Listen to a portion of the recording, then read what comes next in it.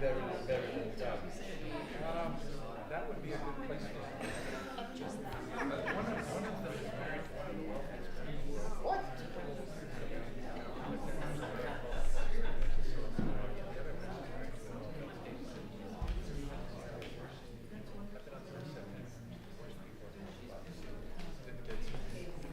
So I have nothing to do with them. I have a schedule, we have a budget, we put our money in every month. They're just stable. Basically, just Yeah. now when there's a repair, we'll do it all chips. Oh, here. I don't know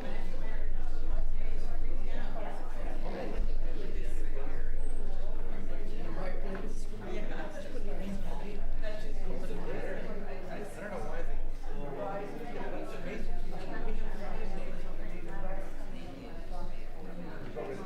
But I guess they started this.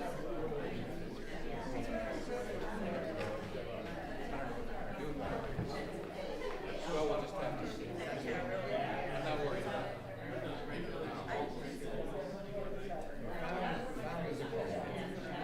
Well, my brother's there would be no conflict. It's all about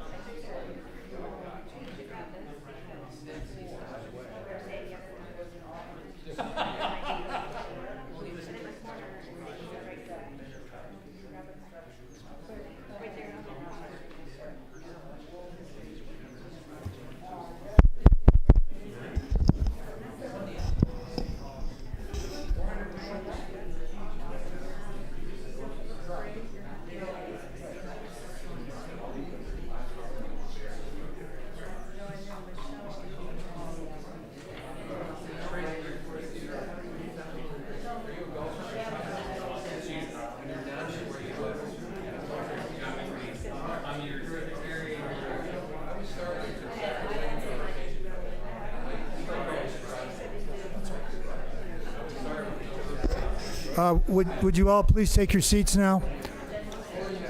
Excuse me, would you? Thank you.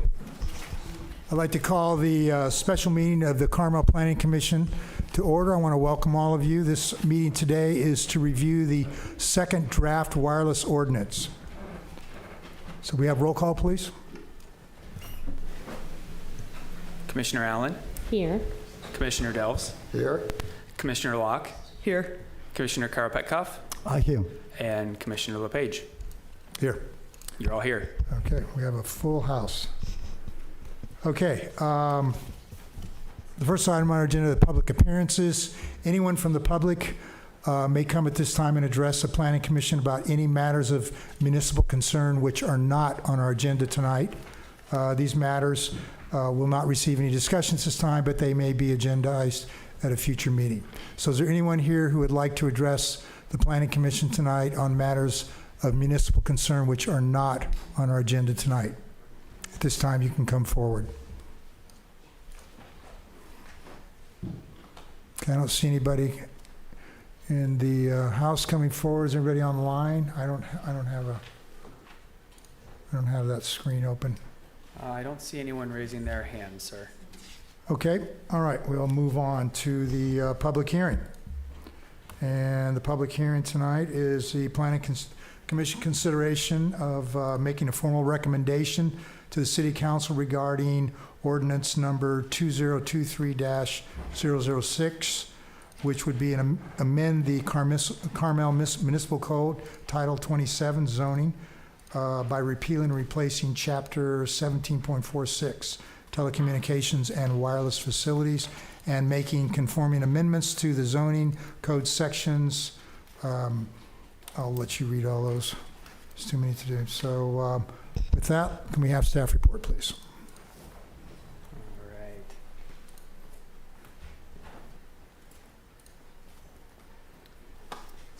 right. Okay. Thank you, Mr. Chair and Planning Commission. I just want to make sure that the presentation's up on the screen. Looks like folks on Zoom can see it. We're in good shape. Okay.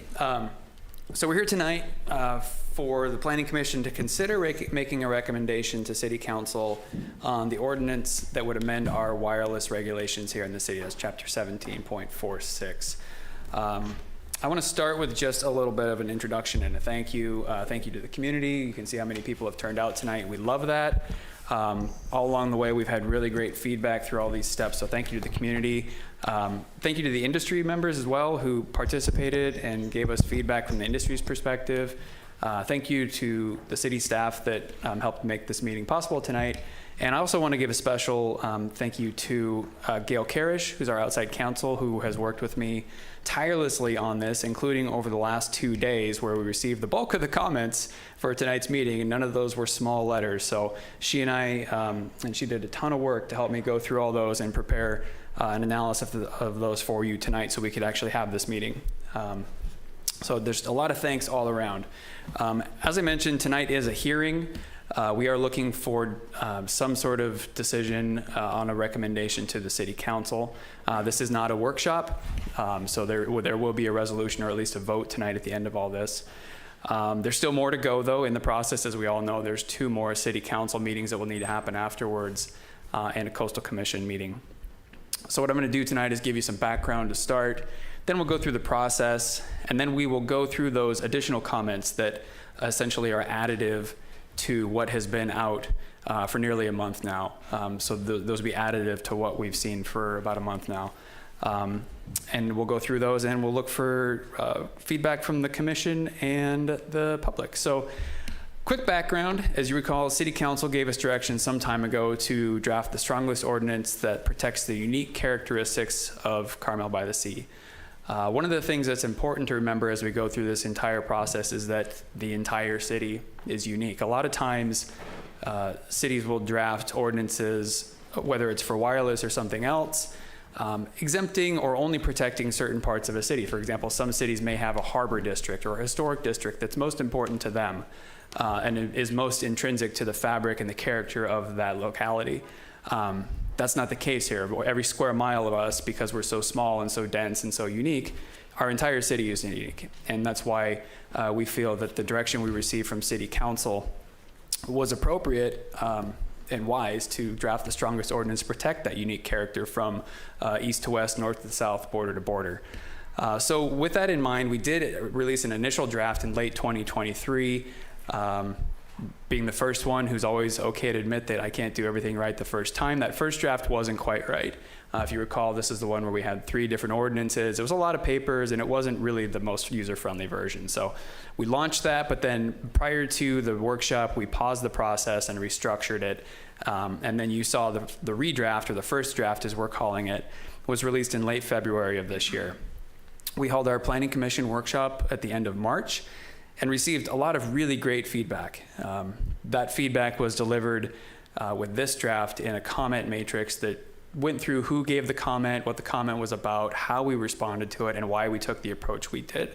So we received a lot of really good feedback back at that March workshop.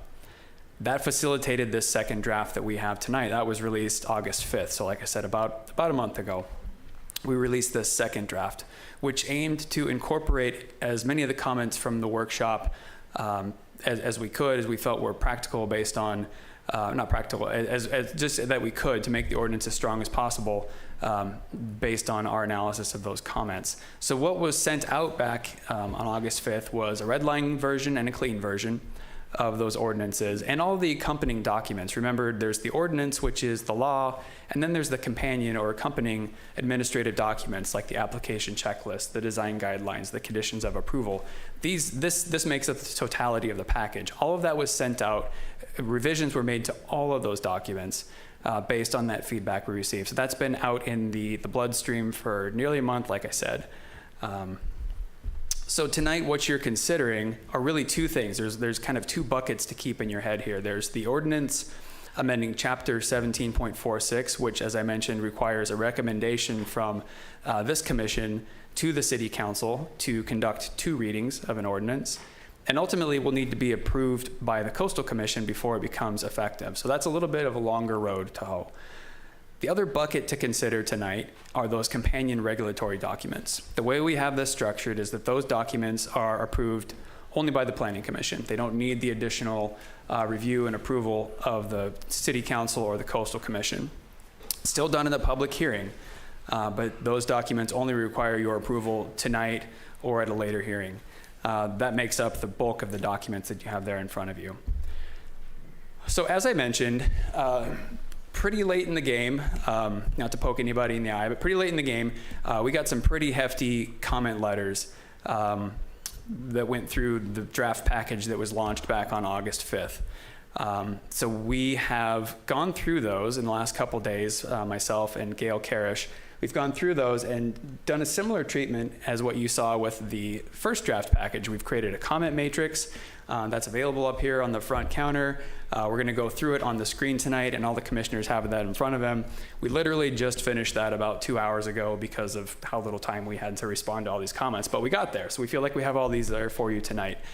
So what we're going to do is the bulk of what we're going to do in the next hour or so probably is just go through those comments, because everyone's had the version from August 5th in front of them for a while. We're going to be looking for feedback on that version. What we're going to try to do is supplement that with what we've heard in the last couple days. So when you're thinking about your comments on the ordinance, we're going to be recommending possibly some additional changes that would effectively, if you take the clean version of the ordinance that was attached to the staff report that was released on August 5th, the recommendations coming out of the comments received in the last couple days would effectively be added to that clean version that we originally were recommending to you. So what we're going to try to do tonight is walk you through the changes that we've just are recommending here in the last couple days on top of the most recent draft ordinance, and see if the Planning Commission feels comfortable making a recommendation to the City Council for adoption of an ordinance in some fashion. You may or may not agree with some of the suggestions from staff about what to include and what not to include. You may have comments from the original that went out August 5th that you want to see included or removed, but we're looking to get that recommendation. So what we would do is we would take that recommendation from you and build the Planning Commission recommended version of the ordinance, and that's what would go to the City Council. So like I said, we've prepared comments in response to what we've heard the last couple of days. We're suggesting some for incorporation, some for not, just like we did in the first round of comments. We've also included, for your help, the 3 documents, because not only are some of them require changes to the ordinance, but some of the comments would require changes to those supplemental documents like the application checklist or the conditions of approval. So every document, every corresponding document to the comment matrix we're about to go through, we'll have a document. Those are up there on the front counter too. They were handed out to you as well. So you can see where those changes were made and what they actually look like. So with that, maybe I'll pause here for a second, Mr. Chair, if that's okay, and see if the commission has any questions about how we're going to do this. I want to go through the comment matrix now, just up on the screen, but I want to see if the 5 of you have any questions. I babbled a lot there, so I want to make sure I didn't confuse anybody. Are there questions for the director from the commissioners at this Makes point? sense? Okay, Yes, excellent. Go ahead. Guess I didn't do so bad. Okay, so I am going to stop my screen share, and then I'm going to redo my screen share. And through the magic of technology,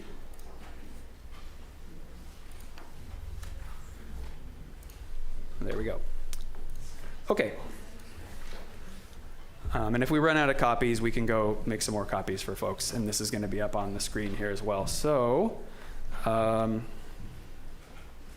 Sebastian, is it not? It doesn't look like it's sharing up on the main screen here. Can you? Thank you. Perfect. Excellent. Okay. So what we've done is this format should look similar to everyone. This is the same format for comments that went out with the draft package in August. These are the comments we received, as I mentioned, in the last 2 to 3 to 4 days from people. So we will go through this list, and please slow me down if I'm going too fast or if you have any questions, but I'm going to try to stay at a pretty high level because there's a lot of detail in here, and I have lost my mouse, which is not helpful. I apologize. There we go. Okay, so one thing to keep in mind is that you see the number here on the left-hand side of the column. We have corresponded that number to, remember I mentioned those 3 documents where the changes proposed or made?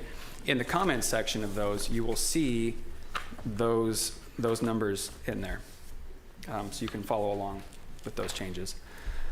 So the first comment we received was from AT&T and Verizon. You can see it's a big comment. The upshot is no, we didn't make the change.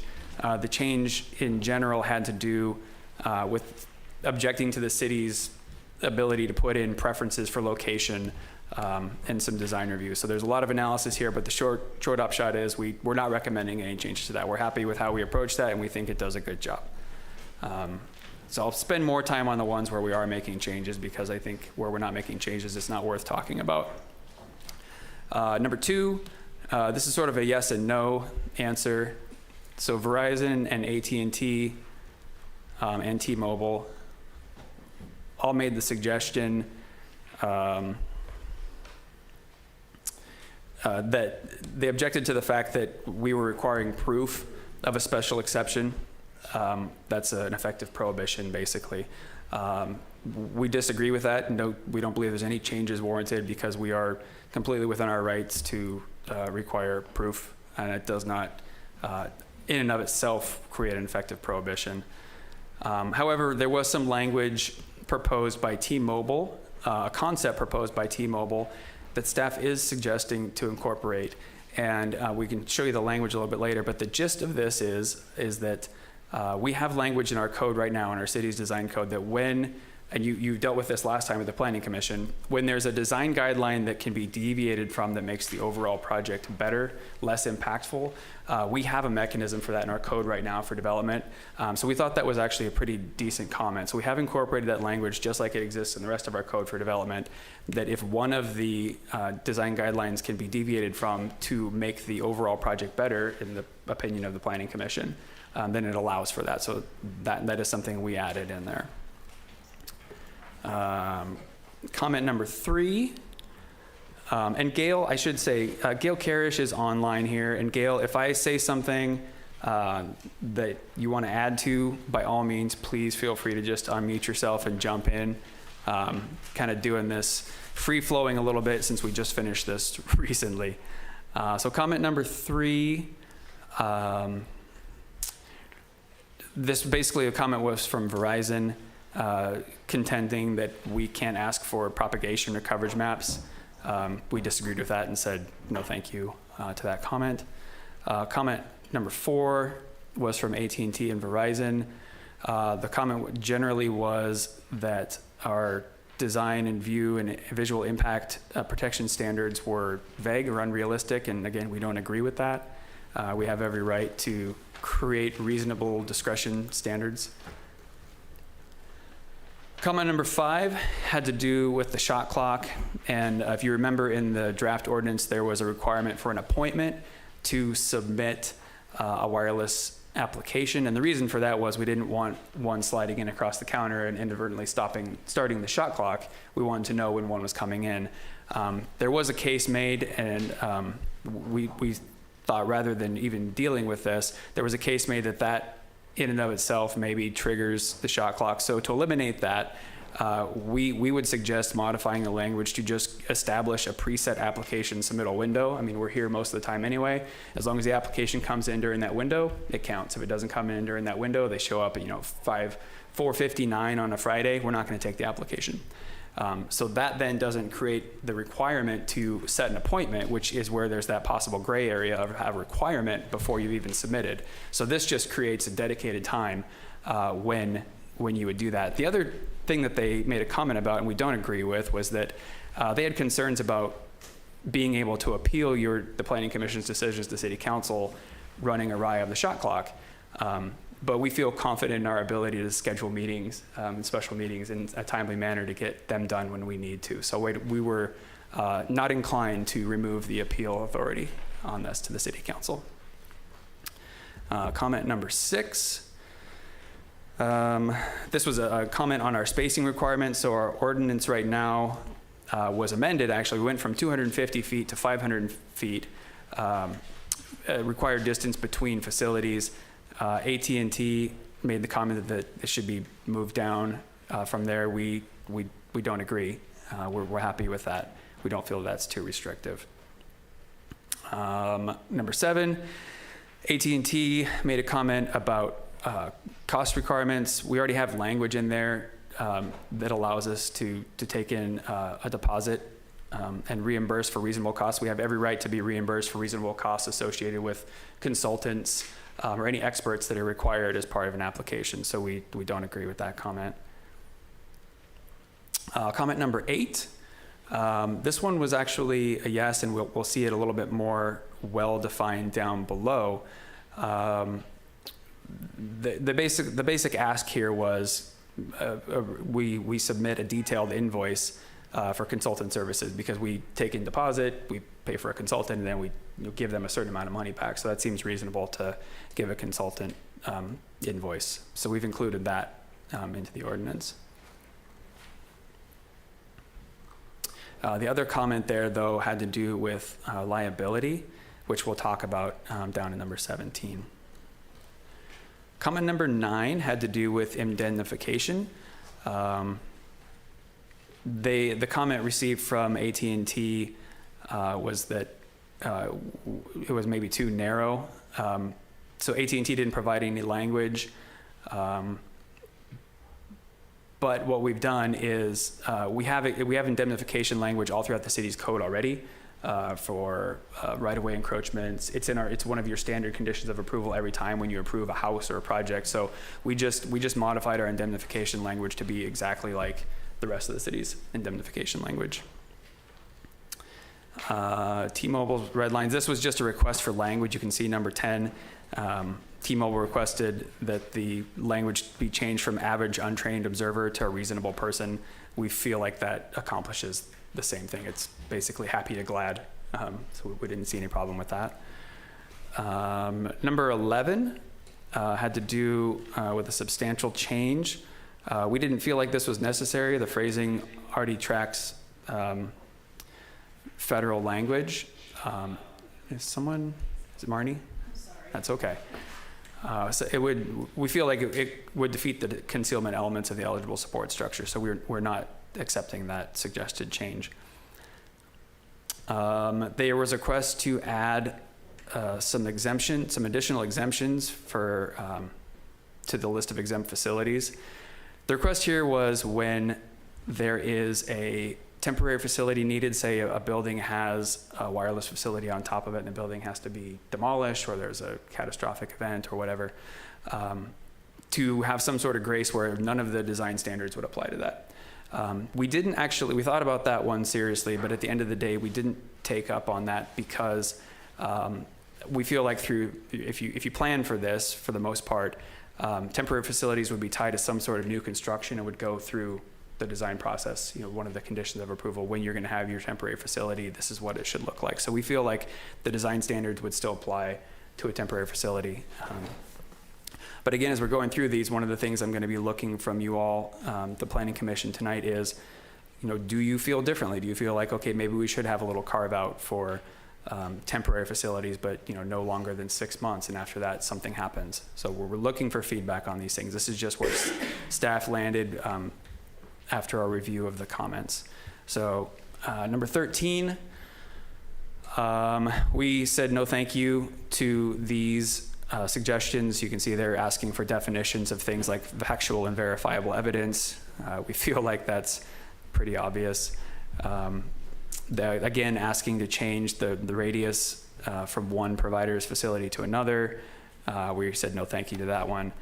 And significantly reduce, we feel like that's a term of art that the Planning Commission is very comfortable with and uses quite a bit with respect to other things like views and design. So the term significant, we don't think needs a definition or quantification. Number 14, the request was create a special process for the overall height. We don't agree with that. We think that there's no change needed. They can make the special exception request if they want to for overall height. Trees and landscaping, there was a definition requested for hardscape features. Again, we don't think this is needed as a term of art. Hardscape is what it is. It's mostly flat work, but it can also be low garden walls. That's pretty obvious what hardscape is. And then the third request under this bucket, under number 14, is deviation language. So T-Mobile requested deviation from the design standards. You know what, actually, and this is because we were doing this so last minute, we actually took this away. We are not, this is one I talked about earlier. We are not going to be doing that.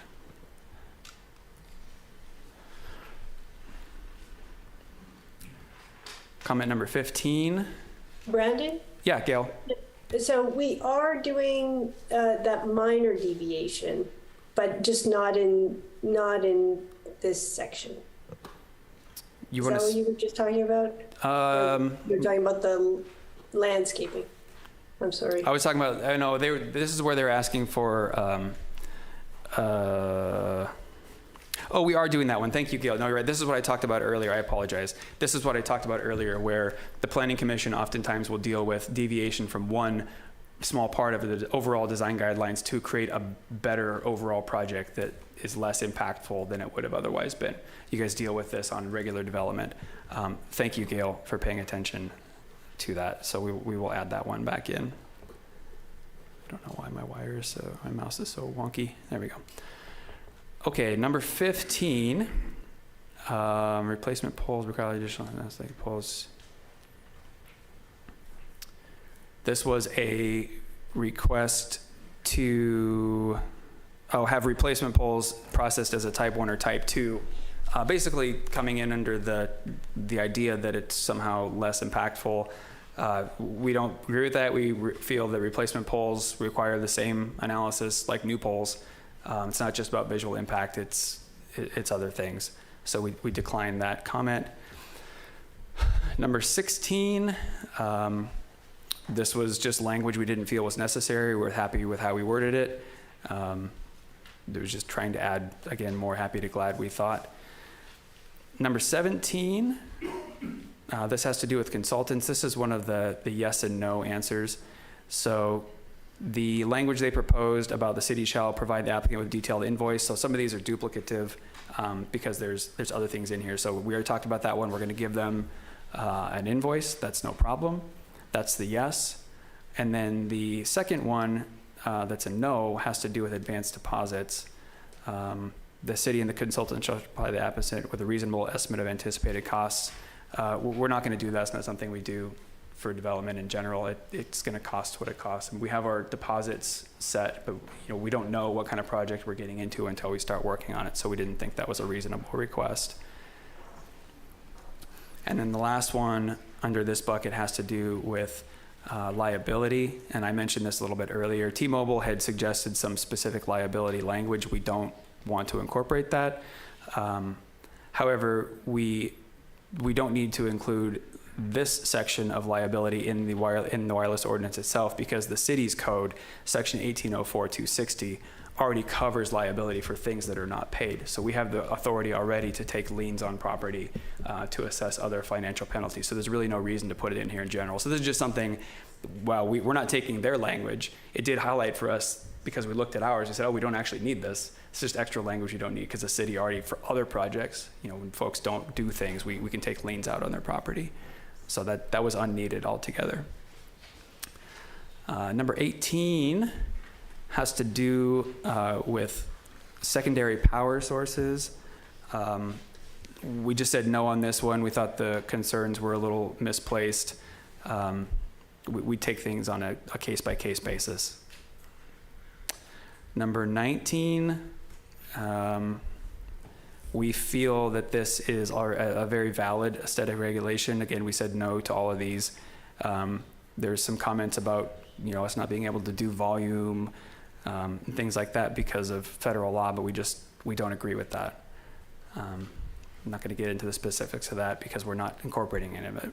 Same thing here, post-installation certification. We're fine with the word report. The suggestion was to change the word to statement. We would rather keep it as a written report. We feel like that's a more thorough document than a statement. So we're happy with our language there and disagree that the wording change is needed. Number 21, everybody doing okay? Yeah. Okay. I know it's a lot. I think we go to 36, so we're over halfway home. Landscape features. So the suggestion was to add the words "if feasible" under the auspices of sometimes planting a very mature tree is not advisable, and that's true. Sometimes you want to plant a newer tree because it'll grab and it'll be healthier. However, we don't think that the language "if feasible" is a good one because it actually opens the door wider than we would want. And we also feel that the language in there that ends by saying "or is otherwise approved by the city" already covers this. So no thank you, we're not interested in that language. We're happy with that language as it was written. 22, compliance with applicable laws and RF emissions exposures. We're fine with this. The proposed edit is consistent with the intent of the ordinance. This is just that sort of affirming that we need to have an agreement from the adjacent landowner. Number 23, interference with city communication systems. We were okay with this language as well because what they're adding is true, that the FCC is actually the responsible party for FCC licenses and communication systems. Gail, do you want to talk about this one anymore? Is that good? We can answer specific questions, but I think that's the gist of it, right? Yeah, I think that's fine. Okay. 24, indemnification. This one we've already talked about above, how we, especially comments above in line with city practice. So we're keeping our practices in line with the city practices. Number 25, record retention. We disagree with this one. Permittees need to keep records of their permits.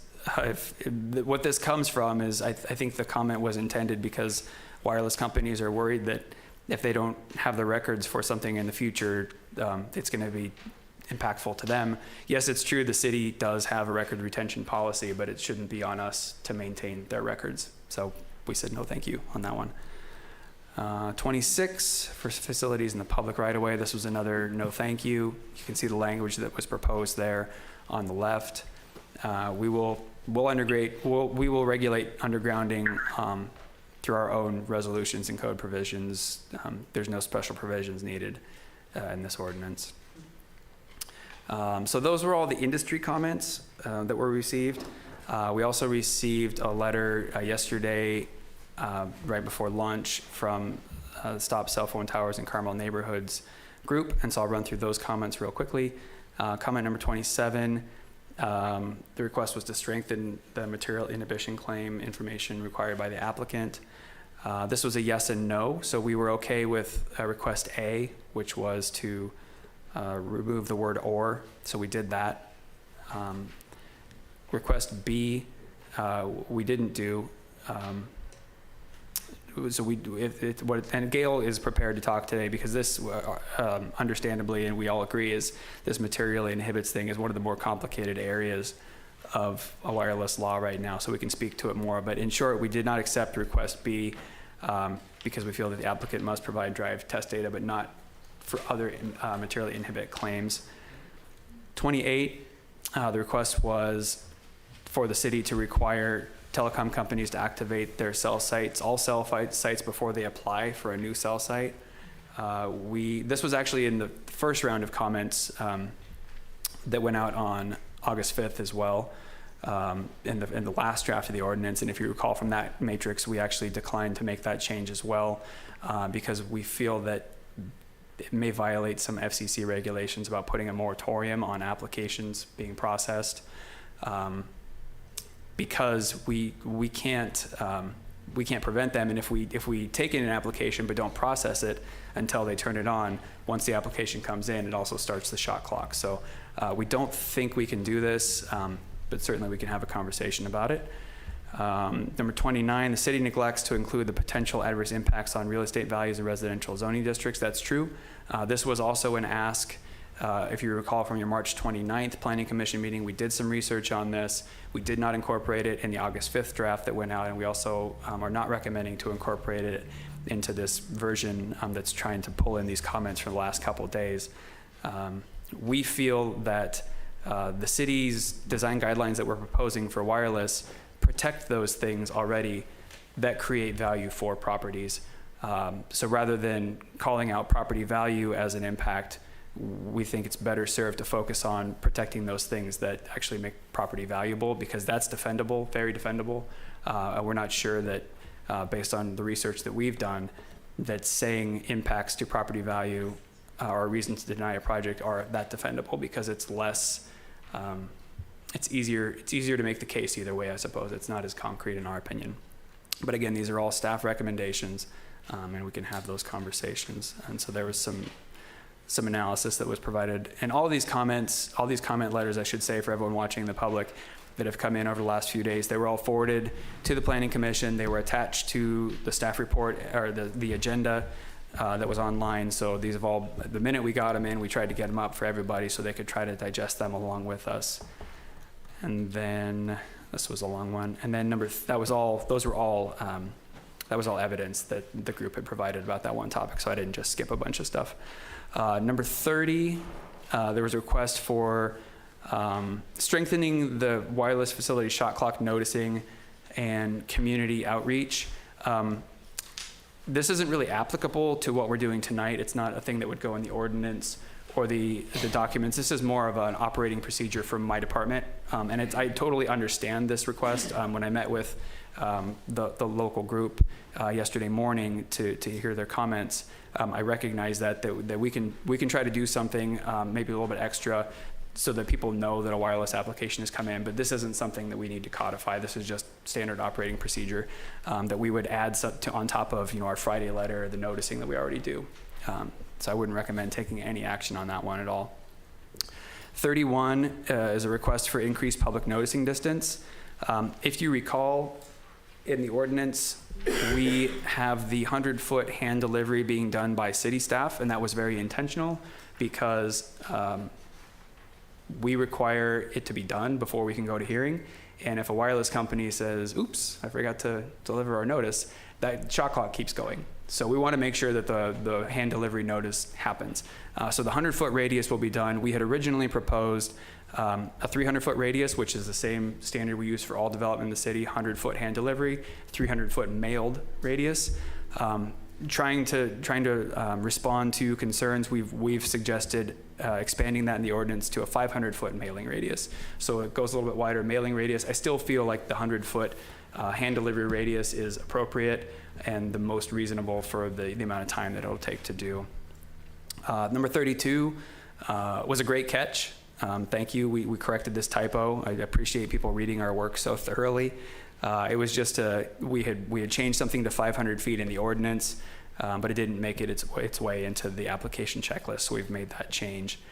And then the last request, and then you can see it's at the end, was in the ordinance for under the fire safety section to just change a word from should in the second paragraph to shall, which we've also done.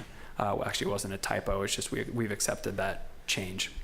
So that's it. Those are all the comments that we received in the last 3-ish so days.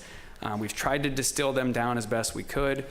You have this in front of you. There's copies out here on the table. So that's that. I think what I'll do, Mr. Chair, if it's okay, is I'll just finish the presentation. I only have a couple slides left, and then we can maybe go back to this if the commission wants to. That's okay with you? Yes. Okay. All right.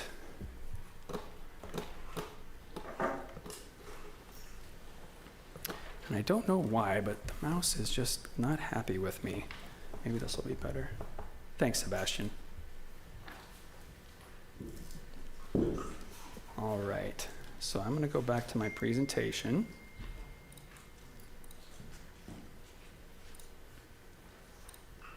All right. There we go.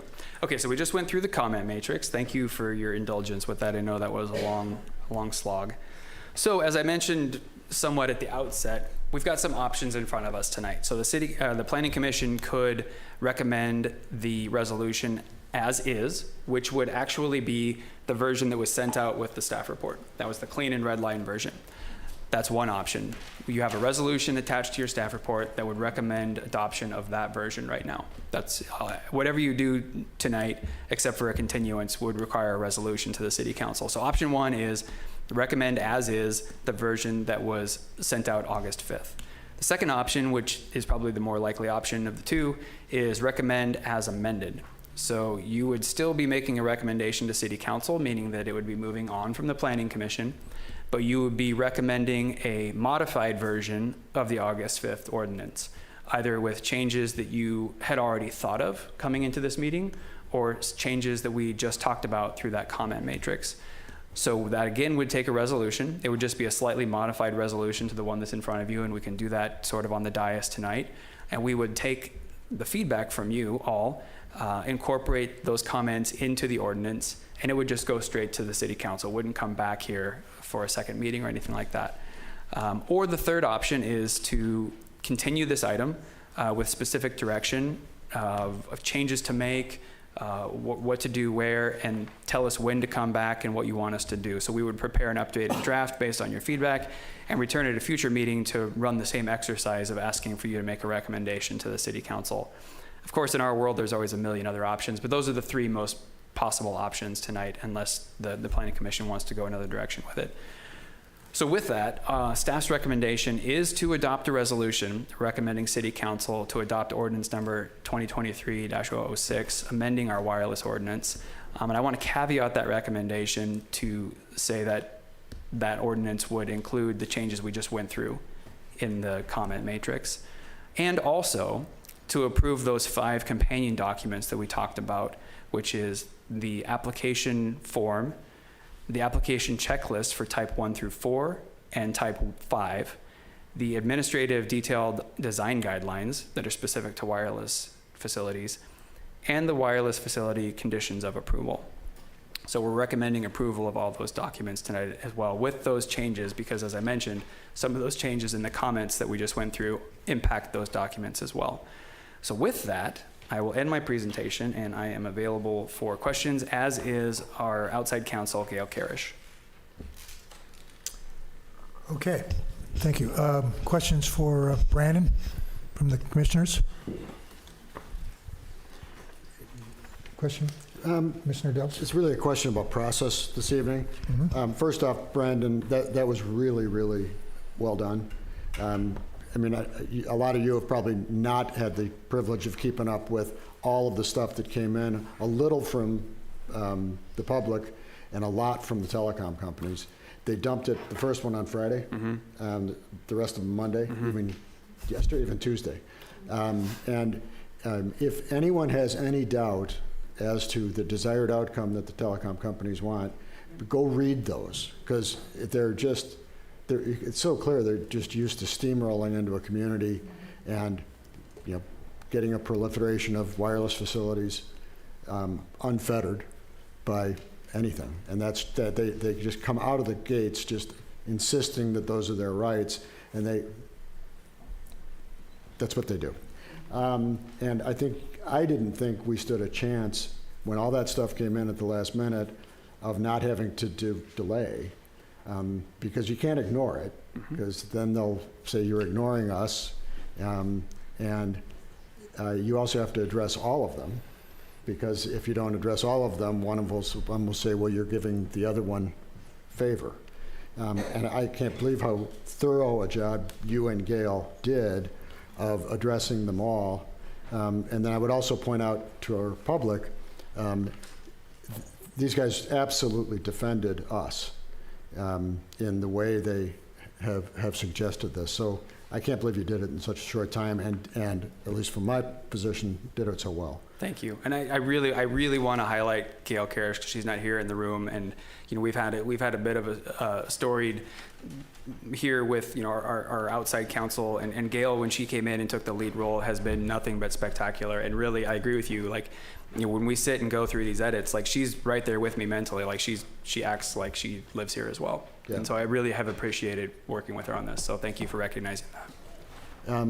And I don't have really any questions on your suggestions on how to respond to the comments from the telecom providers. In fact, I agree with them all. I think where you've agreed, it makes sense to agree, and where you've pushed back, good, you had to push back, and I think you kind of you pushed back. On the comments that came from the Stop Cell Tower group, and then also a few that weren't in the matrix, you just went through it, but that came from us the last time around. I still would like to have a discussion on those. Is now the time, or do we want to get through public input? It's up to the chair. I think we need to have the public input first, unless you have some specific questions that you want to Like clarifying questions. yeah, just clarifying questions that need to be asked at this time, which will facilitate better comments from the public and then ultimately better comments from the commissioners. The only one is that there's the first one, this idea of material inhibition. What is it? Well, and that's maybe, Mr. Chair, if that might be a good thing to have out before the public comment so that no one's confused Right, about that. well, So maybe that- Gail, if you could give us, put your layperson hat on and give us the lower version of that, because I'm sure you could go on forever, like I can go on forever about CEQA stuff that nobody cares about. But yeah, if you could explain that to us, that'd be wonderful. Thank you. Starting with what it is. What it is, yep, Yeah, okay. yep. Great. Certainly, thank you. Good evening. Thank you for having me virtually. So can everyone hear me all right? Yeah, we've got you just fine. Thanks, Gail. Okay, perfect. Yeah, this is a very complicated area of the law. There has been many cases, a lot of case law and FCC decisions since these provisions were put into federal law back in 1996. So there are two provisions in federal law, section that we call Section 253 and Section 332C7. Well, it's C7 with more letters, but they both have the two of them both use this term of basically not allowing state or local governments to have decisions or regulations that would prohibit or have the effect of prohibiting the provision of service. The two services that they talk about, Section 253 talks about telecommunication services, and 332 talks about personal wireless services or cell services.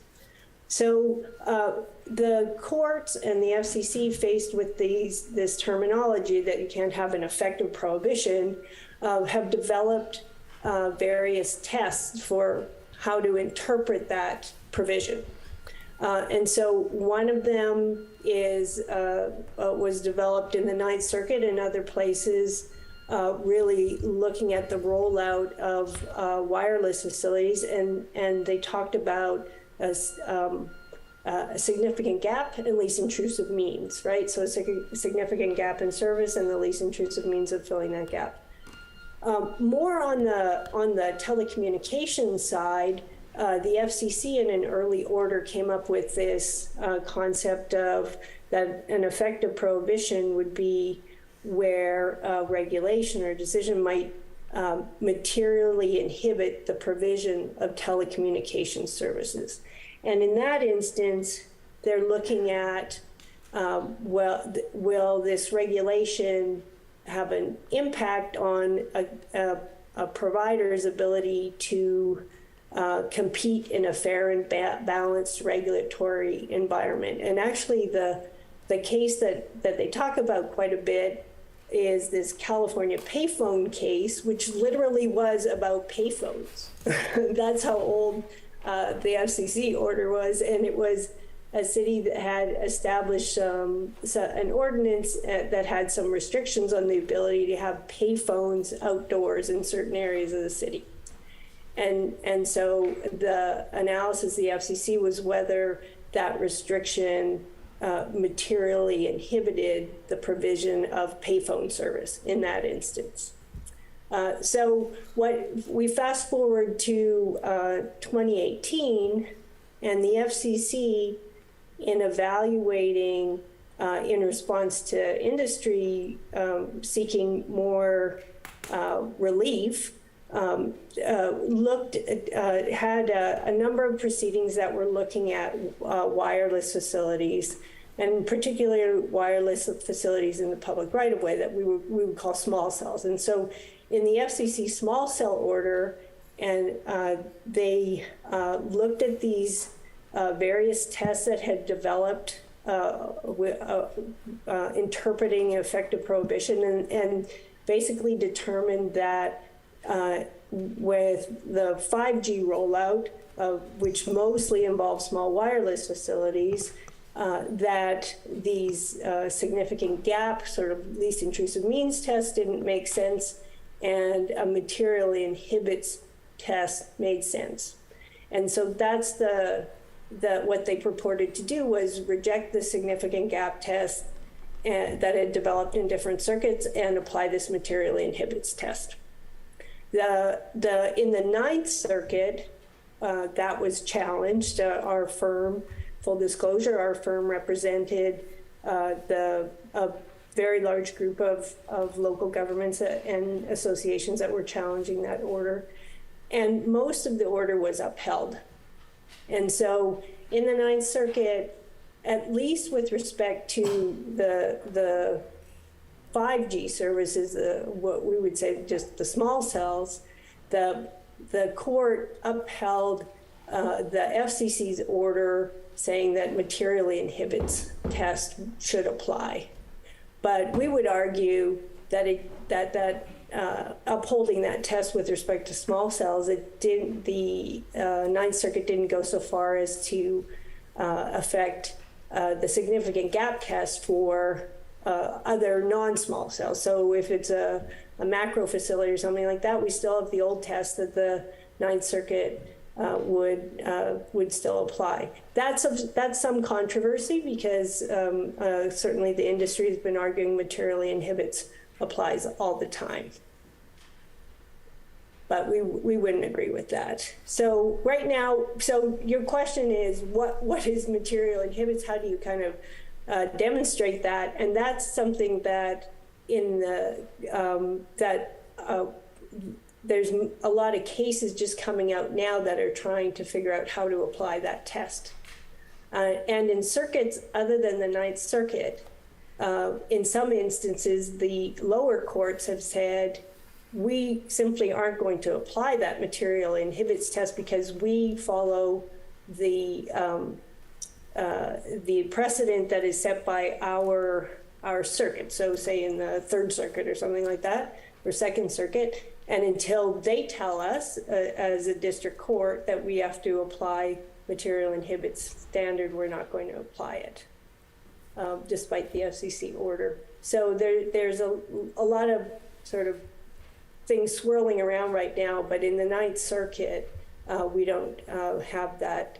We have a clear decision of the Ninth Circuit that has already said that test should apply, at least with respect to the scope of the small cell order. Does that help? I have a long way to go on this one. Yeah, it helped, but I still don't entirely get it. And I guess really where I'm going with it is, when I first read the language in here, and we'll get to it again later, it just felt like a sort of get out of jail free card. That we've gone through a lot of stuff that says, here's the boxes you have to check to get to a yes. And then it just felt like this was giving them an alternative door to go through, a trap door to go through to get to yes without doing all that. That's how I read it. Doesn't mean I understand it. What I just heard from Gail is that there's a lot of unsettled law here.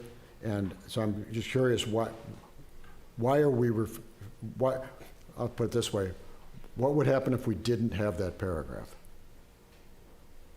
Gail, you want to take that one? But I think the question is basically, if we don't have that paragraph, is our ordinance, in your opinion, deficient?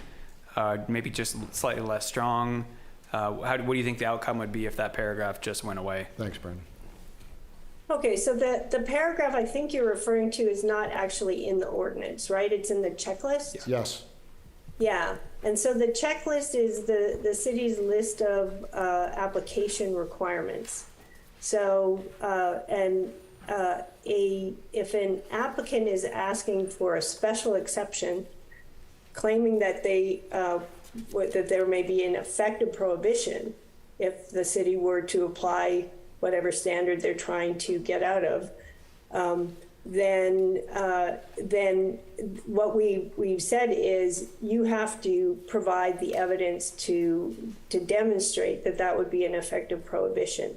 And we allow, because the FCC order is in effect and does apply in the Ninth Circuit, we allow the applicant to select how are they going to prove that there is an effective prohibition. So it's not a get out of jail free card or you can bypass everything.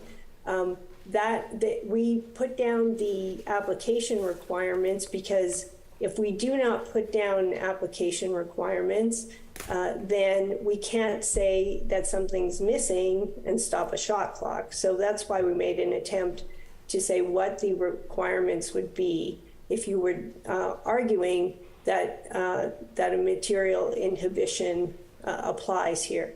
That does not mean that the city has to accept the argument that the applicant makes. If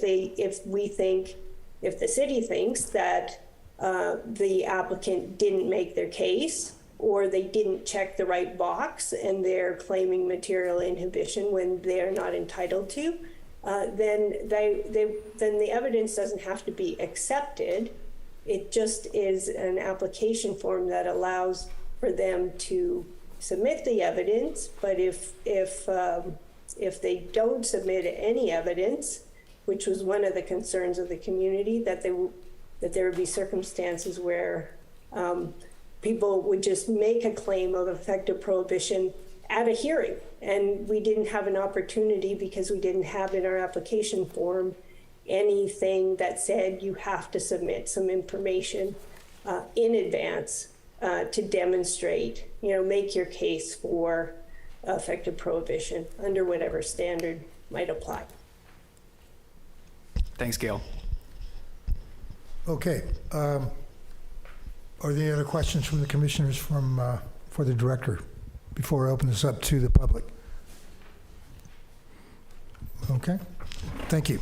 All right. The soft cell towers in our Carmel neighborhoods have requested that Mr. Campanelli be able to speak first because of he's on the East Coast, as I understand it. So I'm going to allow that. Is Mr. Campanelli? I'm here. Can you hear me? Yes. Mr. Campanelli, how much time do you think you're going to need? Not long, less than 5 minutes. All right. Well, then I'll give you 4 minutes. Great. Okay, thank you. First, I just want to comment by commending Brandon Swanson and Gail. I have to tell you that, I've handled these cases all over the country. I've looked at wireless ordinance all over the country. I think they've done an outstanding job in what they've done.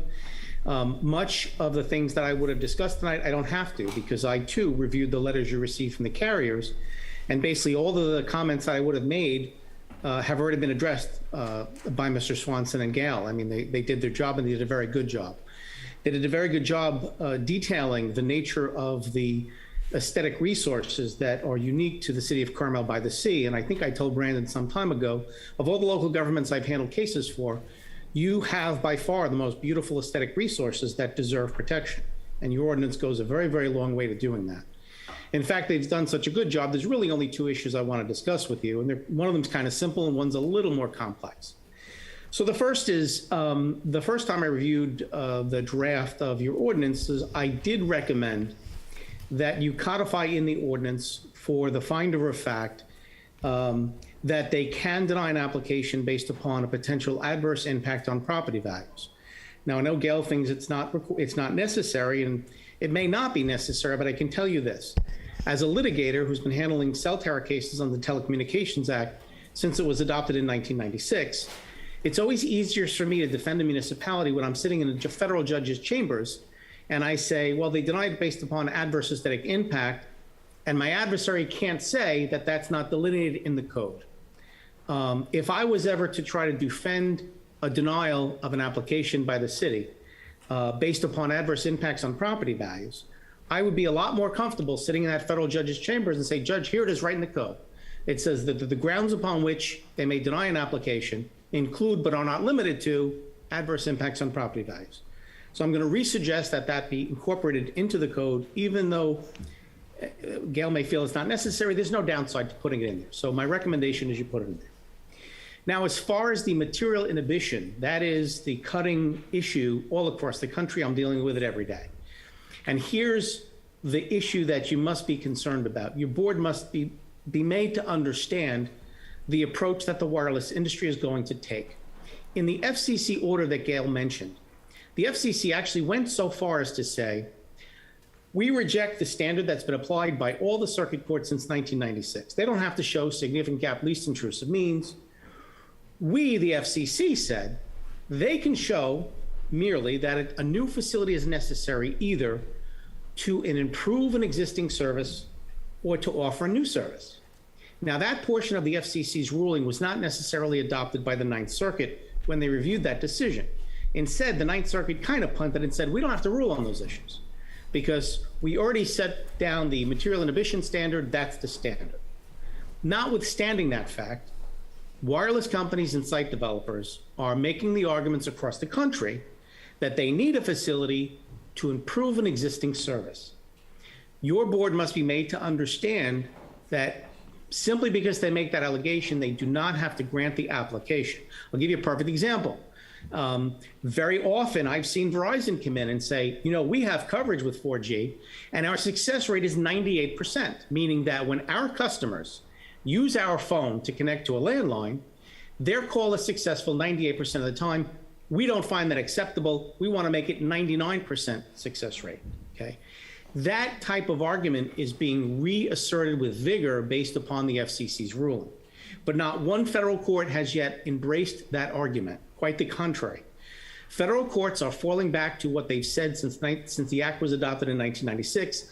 The whole purpose of the act is to create a balancing test, balancing the interests of wireless companies against the interests of local governments, using their code to protect their communities against the adverse impacts of irresponsibly placed wireless facilities. And so anytime they come in and say, listen, we need this to improve service or to provide a new service, and so we need to put a new cell tower on everybody's front lawn, your board has the power to say no, and it's not an effective prohibition. But the board must understand, just because it's in your code now, and I understand why Gail put it in there, it mentions that they can claim they need it to improve an existing service or add a new one, because that's the language that was taken directly from the FCC's ruling. But that part of the FCC's ruling was not embraced or adopted by the Ninth Circuit. So just because they come in and say, we need this to offer a new service or to improve an existing one, you don't have to grant it. In fact, the leading case right now is from June of 2022. It's the Flower Hill case. It's my case. And in that case, Verizon came in and said, through a site developer, we have gaps in 5G service. And so we have a gap. And the district court threw that case out in the Eastern District of New York saying a gap in 5G service doesn't require an approval. It's not an effective prohibition because you can still provide service on 3G or 1G. So right now it's up in the air. Is it enough for them to come and say, we want to use 5G and we have to put towers to do it? Right now, that in and of itself does not require you to grant an approval if they've got the area saturated with 3G. But as Gail mentioned, this is being battled all across the country. I've got battles on this issue happening in I don't know how many states. It's just important that any time an allegation is made that they need a tower to improve an existing service or offer a new one, the board has the power to take a hard look and balance the interests of the city against the interests in the provider in how badly they need this particular facility. And that's really all I needed to discuss tonight, mainly because Brandon and Gail have done such an excellent job in dealing with all of the proposed changes by the carriers and addressing the proposed changes by my clients. So I want to thank you for the time to speak. And again, I want to commend Brandon and Gail. They did an excellent job. Thank you, Mr. Campanelli. Okay, members in the chamber would like to come forward and speak to the Planning Commission regarding this application. Do so now. And I'm going to limit the comments to 3 minutes. I beg your pardon? Your comments will be limited to 3 minutes time. Thank you. I made a dash because I have to leave, not because of anything else. I wanted to commend Robert Delves. I hope I'm saying that right. I've read all of the documents, and I have problems with 15.2.2 call, not that that paragraph exists, it needs to be there, but it needs to be renamed. I worked on the Monterey Ordinance development, and we made the conscious decision not to use any terminology that can be an unsettled area of the law. The law itself is the Telecommunications Act. That granted you the authority to make all your decisions freely on the placement with 2 or 3 minor adjustments. One being that it cannot, denial cannot result in an effective prohibition. That is the term that should be on this paragraph. That's what we did in our ordinance. It should say effective prohibition claims. Present your evidence to support that this denial or must be approval must be given. In spite of all the other requirements you put in your code, they can get around all of those if they can prove an effective prohibition. Not a material inhibition. That's just a term one court used, that it was only applied to fees, it was only applied to shot clocks, it was only applied to small cells for 5G deployment, if you read the case. So you don't want a very limited term like this, and no language does inhibit equal prohibition. And Mr. Campanelli, on his videos, when he commented on this holding, he said, nobody knows what the hell that means. And it's not in your definition section of your ordinance. The public certainly doesn't know. I'm a retired lawyer, I don't know. Mr. Campanelli doesn't know. So use a term that's been through the courts for decades. Just leave it as it is, but instead of every place you see the word inhibits, just substitute the legal word effective prohibition from the 1996 Federal Telecommunications Act. That would be my only advice. Brandon, great job, all of you. I appreciate all your thoughtful effort. Thank you. Okay, would the next speaker come forward?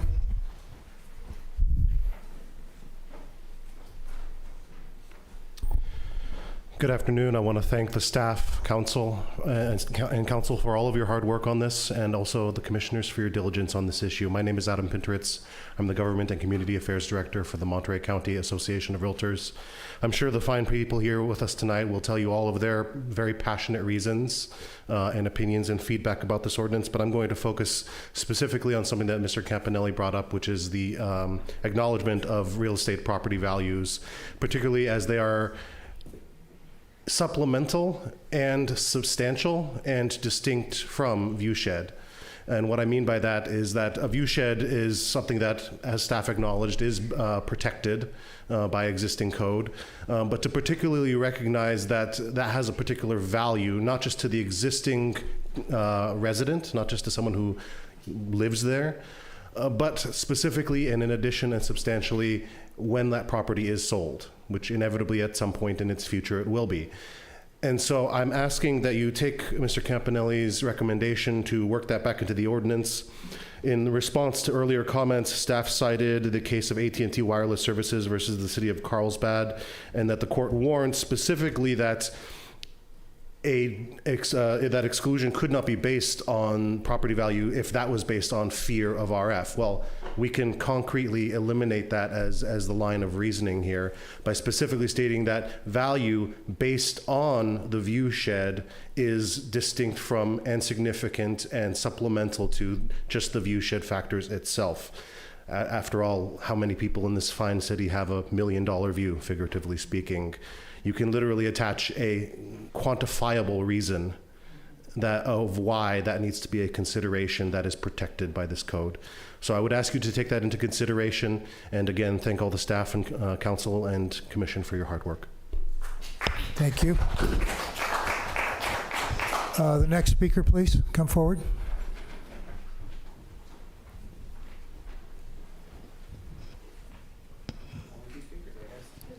Is that it?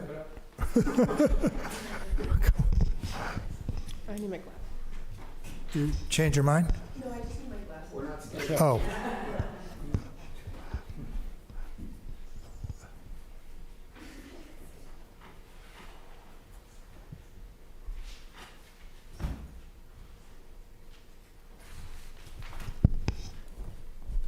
Hi, I'm Jeannie Ferrara. I'm a real estate agent for Coldwell Banker.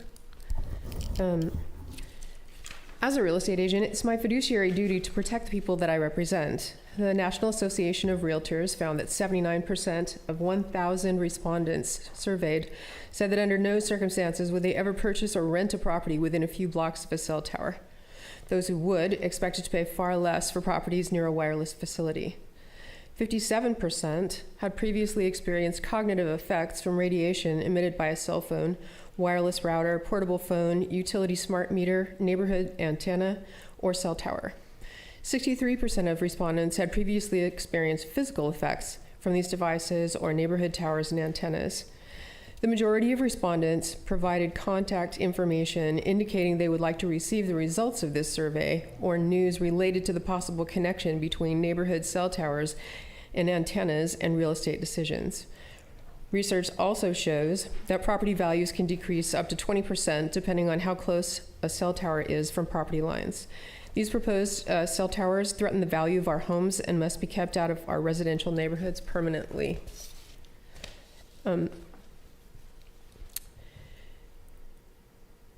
Wireless broadband is not cyber secure. It's unreliable in bad weather, a proven fire hazard, untested for EMF safety, uses much more energy than fiber optics, and cannot deliver the speeds required for next generation programs and services. Only fiber optic cable direct to homes and businesses delivers safe, secure, speed of light internet connections that will meet those needs with no threat to cybersecurity. The US, UK, Canada, France, Germany, Italy, Japan, India, Australia, New Zealand, and Brazil have banned Chinese-made 5G technology because of national security concerns. This means that their 5G technology on cell towers could make us vulnerable to cyber attacks, surveillance, collecting our data, stealing intellectual property, among other illegal privacy offenses. The FCC is a captured agency whose chairman and commissioners are typically former executives, lawyers, and lobbyists of the trillion-dollar telecom industry. The FCC has refused to update their safety standards since 1996. In August of 2021, the FCC was ordered to update their safety standards in the federal case Environmental Health Trust et al. Versus the FCC, supported by over 11,000 scientific studies. Yet the wireless industry is proceeding as if this ruling never took place. The world's largest insurance companies have responded by excluding any liability coverage for claims directly or indirectly arising out of, resulting from, or contributed to by electromagnetic fields, electromagnetic radiation, electromagnetism, radio waves, or noise, end quote. Lloyd's of London and Swiss Reinsurance Company have put wireless radiation... Can you please summarize your comments? Your 3 minutes are up. Okay, I'm on my last line. Lloyd's of London and Swiss Reinsurance Company have put wireless radiation in the highest risk category next to smoking and asbestos. I have more to say, but my time's up. Thank you. Thanks. Okay, the next speaker, please. Chair LePage, Commissioners, Brandon Swanson, Director, Michael McWalters. On August the 13th, 2021, the U.S. Court of Appeals, D.C. Circuit, ruled against the FCC in a landmark lawsuit. This decision by the second highest court in the land lays out chapter and verse the reasons we can use to reject this wireless draft ordinance. In 2013, the FCC voluntarily initiated a notice of inquiry regarding the adequacy of their guidelines for exposure to RF radiation. After 7 years of studying, interviewing experts, attending lectures with scientists, meeting with PhDs to learn of the harmful effects of radio frequency radiation, the FCC terminated their inquiry in 2019 without disclosing anything of what they learned about the harmful effects of RF radiation on people. The FCC violated the Administrative Protective Act, and by this act, the FCC is required to release the findings of their inquiry to the public, and they were also required to explain why their guidelines did not need to be updated in the face of record evidence of negative health effects caused by the exposure to RF radiation at levels below the limits set by the FCC's 1996 guidelines. Why didn't the FCC release the results of their inquiry? What do they have to hide? In the draft wireless ordinance on page 8 is the following statement, quote, "The facility will not result in human exposure to RF radiation in excess of the applicable FCC guidelines set forth within Table 1 of 47 CFR 1.131E1. This statement is invalidated by the U.S. Court of Appeals decision. According to the U.S. Court of Appeals, the FCC does not know what the radiation guidelines are that people can be exposed to and not get sick. And by this draft wireless ordinance referencing the fraudulent FCC guidelines CFR 1.11317 times, this draft wireless ordinance is rendered null and void by the U.S. Court of Appeals. We cannot have a wireless ordinance filled with misinformation and falsehoods. If you approve this draft wireless ordinance to bring radiation-emitting wireless antennas into our residential neighborhoods, which is a violation of our code 170203 to protect and promote the public health, you are telling those of us who are electromagnetically sensitive to wireless antenna radiation to just suck it up. Just sacrifice your health so that the rest of us can have a faster internet connection. Is this us? I hope not. Do the right thing. Protect those most vulnerable among us by what you did 2 years ago when you said no to the Verizon tower on Carmelo and 8th, and say no to this draft wireless ordinance. The healthy alternative to wireless broadband is fiber optic. Fiber optic is better than 5G, and fiber optic does not emit radiation. Install fiber optic for our protection. Thank you. Thank you for your comments. The next speaker, please, come forward. Hi, I'm Tasha Witt, full-time resident from Stop Cell Towers in Carmel neighborhoods. We are for cellular service and the least intrusive means to our residential neighborhoods. Thank you, Planning Commission and staff and the city attorney for working hard to strengthen our wireless ordinance in the recent revision. But to be worthy of a community like Carmel-by-the-Sea, there are still a few weaknesses with the revised wireless ordinance draft. Number one, there's no requirement to activate existing cell towers before applying for a new tower. How do we know if there's in fact a coverage or capacity gap and that a new cell tower is necessary if telecoms have not turned on their already approved facilities in the vicinity? Our attorney, Andrew Campanelli, agrees that any court judge would see that this is a very reasonable and logical request. We disagree with the city staff that asking to do so would be a de facto moratorium on processing applications. Applicants can apply after they have turned on their existing facility. Number two, the city must not block the public from making the case that a cell tower's close proximity has a potential adverse impact on their property value. Both aesthetics and property values are allowed by the Federal Telecommunications Act as reasons for cell tower denial, so there's no reason for the city staff to omit this finding from our ordinance. The Planning Commission already listens when people say how a building proposal in their view shed will affect their property's value. For many, their home is their single greatest financial asset. Property value impact determinations must be evaluated on a case-by-case basis, and the city must not block people from presenting public testimony regarding their welfare. Number three, the newly added material inhibition claims section in the application checklist is a red flag, and the Planning Commission must be given guidance. I appreciate you asking attorneys about that topic. We see it as a telecom loophole that threatens our entire ordinance, meant to prevent the proliferation of cell towers in undesirable areas within our city. Material inhibition is a phrase that has been misinterpreted by the FCC and not defined by the courts. At first, in reading it, I was not clear why the city was parroting the FCC's misinterpretation of the term material inhibition.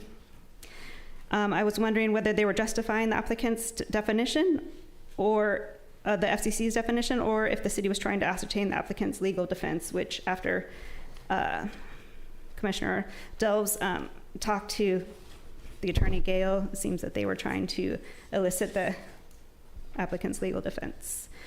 Only telephone services protected under the Federal Telecommunications Act of 1996, not cable video streaming services like Netflix and TikTok. 4G and 5G are the exact same wireless telephone services as 3G and 2G or any G. Telecoms have a variety of bandwidths to choose from to provide wireless telephone service to their customers that don't require cell towers in close proximity. However, video streaming services do require cell towers to be located in close proximity to work for video streaming services, about 1 to 2 per block, which is why telecoms now attempt to enter residential zones with the proliferation of cell towers. Yet everyone in Carmel already has access to broadband cable service, which is hardwired directly into our homes, to watch Netflix on our TVs. At the minimum, the material inhibition claim application requirement is still too weak. Remove the word whether applicants would like to submit drive tests and replace it as a requirement. Tasha, could you summarize your comments? I advise the Planning Commission to spend further dialogue with the city attorney on what material inhibition means and whether our city must accept telecom's densified network plans whose services are not protected under the TCA, and whether the effective prohibition language is better than the suggested material inhibition language. Thank you. Thank you. Next speaker, please come forward. All right, hello everybody. I'm Doug Hollenbeck, and I'm in favor of a strong wireless ordinance that protects Carmel's beautiful and historic charm, of course. A strong ordinance is essential, but even more essential is the board's ability to enforce that ordinance. You enforce the ordinance by making factual determinations. For example, does a specific new tower in a specific location disrupt the character of charm of the village? You will constantly be pressured by attorneys. I guarantee it that if you don't approve the wireless application, your actions will effectively prohibit telecom carriers from providing wireless service. You heard that phrase before, so don't be intimidated. Remember, Congress writes the laws, FCC writes the regulations based on the laws, and the courts decide whether or not the regulations match the law. I'm not going to read all this, of course. This is the small cell order that they always talk about, they refer to. Gail refers to all the time. And this document is called the small cell order put out by the FCC. It's hundreds of pages long with hundreds of footnotes from firms such as Sprint, Crown Castle, Verizon, you name it, and groups like Smart Communities that want to implement broadband. It's like a wish list for wireless developers on how they want the FCC to interpret the Telecommunications Act of 1996. It's not law. This other little document, this is the actual case of Portland. It's Portland versus the FCC. And it ruled on certain parts of that small cell order that wireless developers thought was effectively prohibiting them from providing service. This dealt with fees, of course, timing of applications, aesthetics, and overly strict language in the ordinance, the moratoria. The Ninth Circuit Court ruled in favor of the FCC's view of fees and timing of applications, but in favor of the cities, this is important, concerning aesthetics. That's where we earn our money here. For language such as effective prohibition or material inhibition, the judge said, go see our earlier cases, which they ruled on in 1997, that California payphone in the county of San Diego, Sprint versus the county of San Diego in 2008. So California payphone in 1997, it dealt with the city's ordinance that restricted placing payphones outside on private property. Since payphones could be placed inside or on public property, the FCC ruled that the city's ordinance did not effectively prohibit or materially inhibit any competitor or potential competitor to compete in the market for payphone service. This is the guideline they use. This is called the material inhibition standard that they still use to this day. The city won the case, by the way. Both these cities won their case. The ordinance prevailed. Can you summarize your comments, please? Sure. Carmel already has active cell towers and approved towers not yet installed, so we do not limit cell service, nor do we limit competition. I'm just going to say my recommendations: add the adverse impacts to property values, strengthen or get rid of the evidence requirement in the material inhibition section. And here's a big one: before the ordinance goes to the city council, the planning commission must receive training. Thank you for your comments. We must receive training on how to handle You've used your time. I think you had plenty of time to make those points. Thank you. Thank you. Okay, would the next speaker please come forward? So since there's two of us, do we get 4 minutes? You'd like 4 minutes? Sure. Why don't you just take your individual time as individuals? Okay. Well, this is my niece, Anjani. My name is Liz Gilliam. I live on the corner of 10th and Camino Real. I'm definitely behind the times on this subject. My sister, Kalyani Gilliam, who is joining us via Zoom, would usually be here if she was present, or actually here in town. Since she's not, I was given she hit me with this about an hour before the meeting started with a picture on a flyer, and what prompted me to come, aside from my sister's urging, was that this picture actually shows our house. And I'm curious to know, like I said, I'm late to the game, didn't have time to get online and look at everything that was going on and has already been done on this topic, but I am curious to know, are there actual proposals on where these towers are being placed? I don't know if this is an appropriate time for me to ask the question, but I have that question. This is a draft ordinance. This isn't about any specific application. Okay. So there's no specific, we are reviewing the second draft ordinance of the proposed mobile cell tower ordinance. Okay. So I will. So this isn't about any specific application. Okay. Well, then I would have to do a little bit of research into exactly where this flyer came from in terms of it actually shows the tower being placed there. So certainly piqued my interest, and I will just let her speak as a teenager on how she feels about. Hi, my name's Anjani. I'll keep that. I don't have much more to add except that my mom's an alternative healthcare practitioner, and she studies this. She knows that each person we have our electromagnetic fields, and she's studied some stuff about how cell phones and the towers affect our bodies. I am not well versed on the information about that at this time. However, regardless of it being an ordinance or decided whether or not this would be here, I would not want to have a tower right outside my bedroom. Like in this picture, you can see the tower right outside my bedroom window, and I personally would not like that.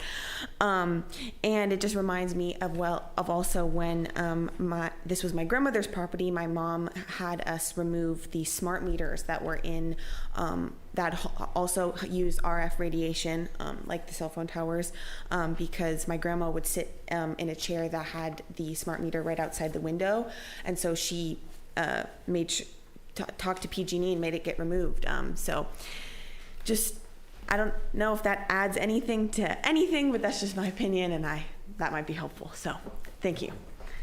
Thank you for your comments. The next speaker, please. Hello, Chair LePage and Planning Commissioners. This is Christy Hollenbeck from Stop Cell Towers in Carmel neighborhoods. Thank you all for showing up tonight. I really appreciate you all so much. I'm very grateful. And I feel blessed to live in a community with kind, smart, creative, and compassionate people who really care about our village. And I can clear up the flyer that was from a letter to the city from Verizon. And they did submit pictures in the residential neighborhoods right next to 3 homes in the R1 district.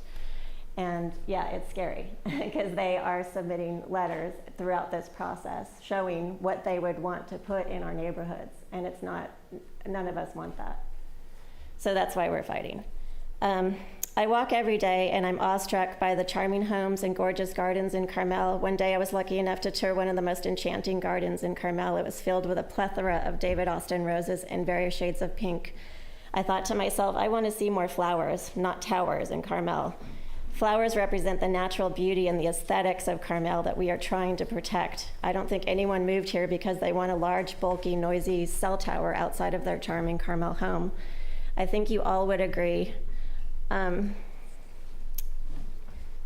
had to change that. You, the planning commissioners, you have tremendous power, and you are the gatekeepers of the community from unnecessary cell tower proliferation. And I hope that was clear what Andrew said about, the material inhibition section, because it does read as if that's just giving carte blanche to telecom companies to do whatever they like, but that's not the case. So it's important that everyone be educated. And I would actually like Campanelli to have more time to educate the planners on this area if they need it, just so that we know what our rights are, because you have rights as planners. You need to know the law, understand the law, and how to apply it. Okay. And Carmel-by-the-Sea is a unique and profoundly beautiful little village. I believe we have the duty to care for it and protect it so it can be enjoyed for generations to come.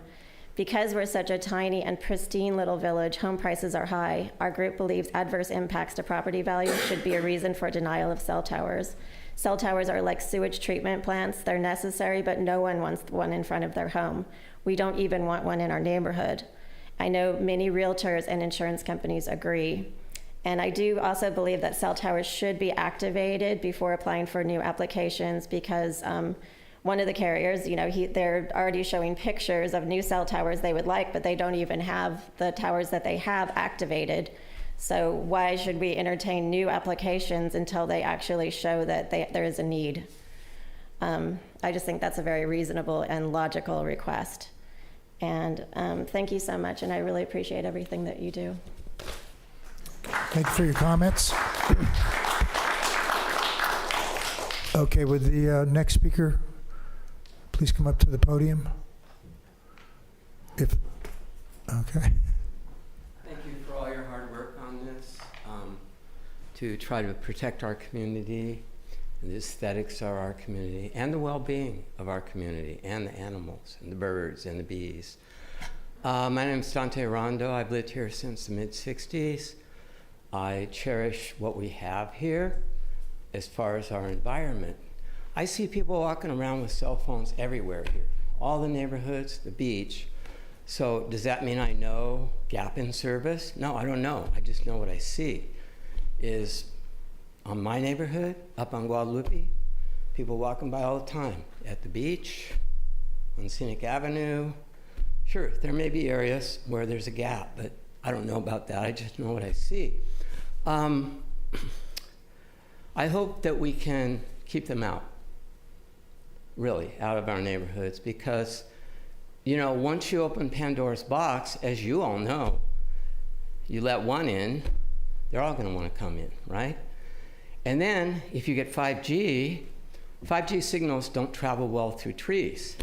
So then you're going to have the companies going, well, our signals aren't working. We need to put in mini cells in every block. That could very well happen here. So I urge all of you to please be as astute as you can. And let's not be bullied by big telecom and the FCC, which is a captured government agency, as others have said. And their standards for, if it doesn't heat you, it doesn't hurt you, it's totally ludicrous. Totally ludicrous. And I will share, I know I have limited time, I maintain an art studio at the Pacific Grove Arts Center. Within 100 feet and further over, on top of the Holman building, I have 4 cell phone towers. I have an excellent meter, and I can tell you the readings are through the roof, to the point where I spend 1 to 2 hours a few times a week meeting with my youth students, and I can't work there anymore because of this. And they're putting 6 more antennas. This is the Planning Commission of PG. They're putting 6 more antennas on top of that roof to add to the 4 cell towers that are already there. I think it's just out and out corruption to serve big telecom or rooftop rents, in that case, of downtown Pacific Grove. So thank you all for all your work you're doing, and I hope you'll continue to really look at this carefully. I do recommend one PhD scientist, probably one of the biggest experts on this, is Dr. Martin Paul. And you can find him out there. And he is probably one of the top people that you might want to listen to. And he's not going along with the FCC. Thank you very much. Thank you for your comments. Next speaker, please.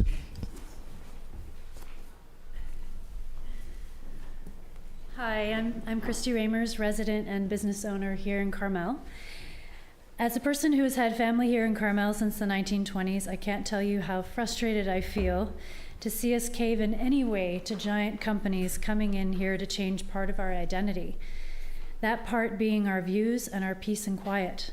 These are unsightly, unhealthy, and noisy fixtures and have no place in Carmel, residential or where I live in commercial.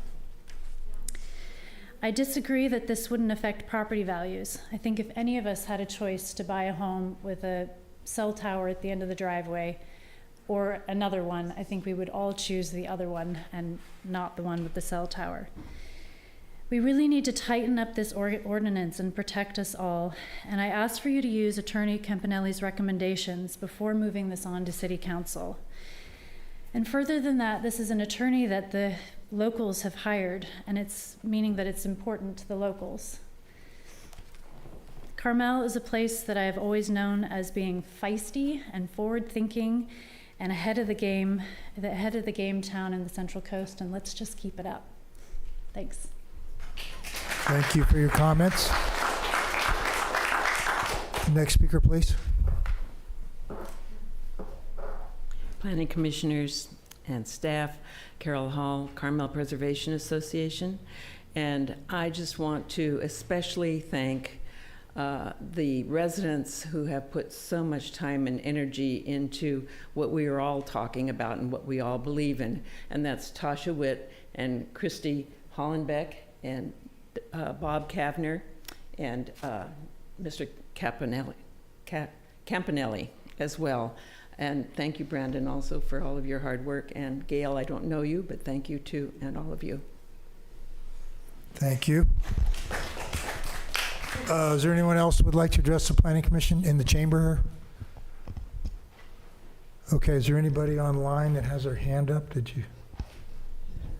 don't see anybody there? We don't have anybody at the moment. If there's anyone on the Zoom who'd like to participate, you can raise your hand by clicking the button at the bottom of your menu there, or if you can't find that, just go ahead and unmute yourself and speak up. But Mr. Chair, I'm not seeing anybody raise their hand or unmute themselves at the moment, as much as I'm trying to draw this out. But nope, it doesn't look like it. Okay, so everybody here in the chamber has made the comments that they felt like they wanted to make. Before I close the public hearing, I just want to double check with somebody just unmuted, Mr. Chair. Oh, somebody did. Okay. Whoever it was, go ahead. I can't see the screen. Go ahead, Hannah. Hi, can you hear me? Yes. Oh, thank you. Thank you, Brandon. Good evening, Chair LePage, Vice Chair Locke, and Commissioners. My name is Hannah Boris, speaking on behalf of T-Mobile. Thank you for the opportunity to provide comment to the draft wireless ordinance. T-Mobile appreciates the city's commitment to establishing consistent procedures for the deployment of new and modified wireless facilities, as well as small wireless facilities throughout the city. We also acknowledge and appreciate the considerable time and effort that staff has invested in this long-term planning initiative. We've appreciated the opportunity to work with Brandon Swanson and Gail Parrish, the city's outside counsel, and to provide information regarding T-Mobile's wireless network and the ongoing improvements that are needed to enhance the public safety and ensure quality, reliable services for your citizens. We agree with a number of the concerns raised by Verizon and AT&T and have a number of remaining concerns as outlined in our comment letter and red line. However, we would like to thank staff for supporting a number of our suggested changes, and we appreciate the balance the city is aiming to strike with this effort. We remain concerned about the city's ability to carry out the application review process and ability to facilitate the required procedures for notice hearings within the time constraints stipulated by the relevant FCC shot clock. We would encourage the city to streamline the review procedures for small wireless facilities and eligible facilities requests, given the shot clock time constraints and the burden this places on staff. Thank you again for the opportunity to provide comment on the code. We respectfully request that the Commission supports the suggested revisions supported by staff before endorsing the ordinance for City Council consideration and adoption, and I'm available to answer any questions that you might have. Thank you. Is there anyone else online there? I don't see any hands going up. Okay. I think everybody's had a chance to make their comments. I'm going to close the public comments, open it up to the commission for discussion. So, who would like to begin? I'm going to call on Commissioner Dells. I think he has some comments he'd like to make. Thanks, everyone.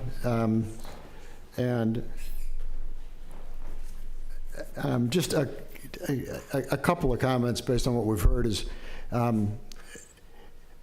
we're not here to be, because we're not given the opportunity to regulate radio frequency. And so this is not an ordinance on radio frequency. I hear everything you're saying on your concerns. I have all the same concerns. And I won't go into that other than I agree with you. What we're here for is to create an ordinance that gives us as much local control as we can over the placement of wireless facilities. And we're fighting, there's no doubt we're fighting big corporate telecom and all of their friends at the FCC. and it's hard for us. And so I think we're focused on giving ourselves the tools so that we can do the right thing. Doug, you got cut off from a time standpoint, but your suggestion that whatever we do, this really is just step one. The hard part is dealing with the applications when they come in. And yeah, I do feel like I need to be really well prepared because we got a 60-day shot clock to do it. And I think going through this exercise has prepared staff and us to be better prepared for that. With that, as a little background, and thanks to the cell tower, stop cell towers in Carmel neighborhoods, people for coming in with 5 things. You could have come in with 50. You came in with your top 5. That helps us focus, helps me focus quite a bit. There was a lot of overlap between your top 5 and my own top 5. The first one is on making sure that approved facilities are active before we'll approve another one. I feel very strongly that we need that language in there. It seems absurd to not have it because we're asking them to demonstrate that they have a need, that they have a gap. And if we've already approved something on the top of the Sunset Center that they haven't turned on, well, they're ignoring something that they can turn on, and then they won't have a gap. So it just seems like a sequencing thing. The suggestion from staff is that this is somehow a moratorium. And I would just argue, no, it's not a moratorium, that you can keep bringing in applications all day long. And all we're saying is they won't be approved until you check that box that you've turned on what has already been approved. That's not a moratorium. That's just a signal that, come on in. Yep, the 60-day shot clock goes. We have to go to work. But if you don't check that box, you won't get approved, just like the other 10 boxes you have to check. And if you don't check them all, the answer is no. So I would suggest that we put that item back in. I don't know exactly where, and probably in the checklist. Yeah, I was gonna offer the way you're describing it, and Gail can weigh in on it too. But not commenting on this is how this process is supposed to work. I just want to make it clear to the commission. You know this already, but to everybody in the audience as well. Like when Commissioner Dell says he doesn't agree with staff, we like that. That's okay. That's how this is supposed to work. Right. So I'm giving you the direction based on what you're saying. It sounds like that would be most appropriate in the checklist because you're saying you want it to be a box that they have to check. We've turned on our facility. If they don't check that box, that means it's not turned on, and it would be in the application checklist, to answer your question. I think for me, obviously, there's 4 more here. But yes. The second one is on property values. It was not in my top 5, but since reading and listening, I think it should be. And I guess it was really the point that Andrew Campanelli made is it's often a successful argument, but if it's not in the code, it can't be a successful argument. I believe it's absolutely real, that, yeah, it's a significant reduction in your property values.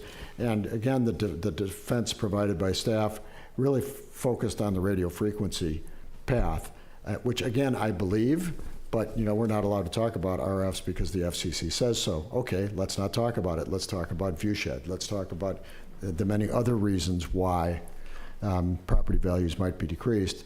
And you don't even really have to say why. I mean, I think you can gather evidence other ways, like with an assessor, because I think that's what you'll see. So I would say, again, we need a hook in here somewhere that acknowledges that property devaluation is a legitimate concern.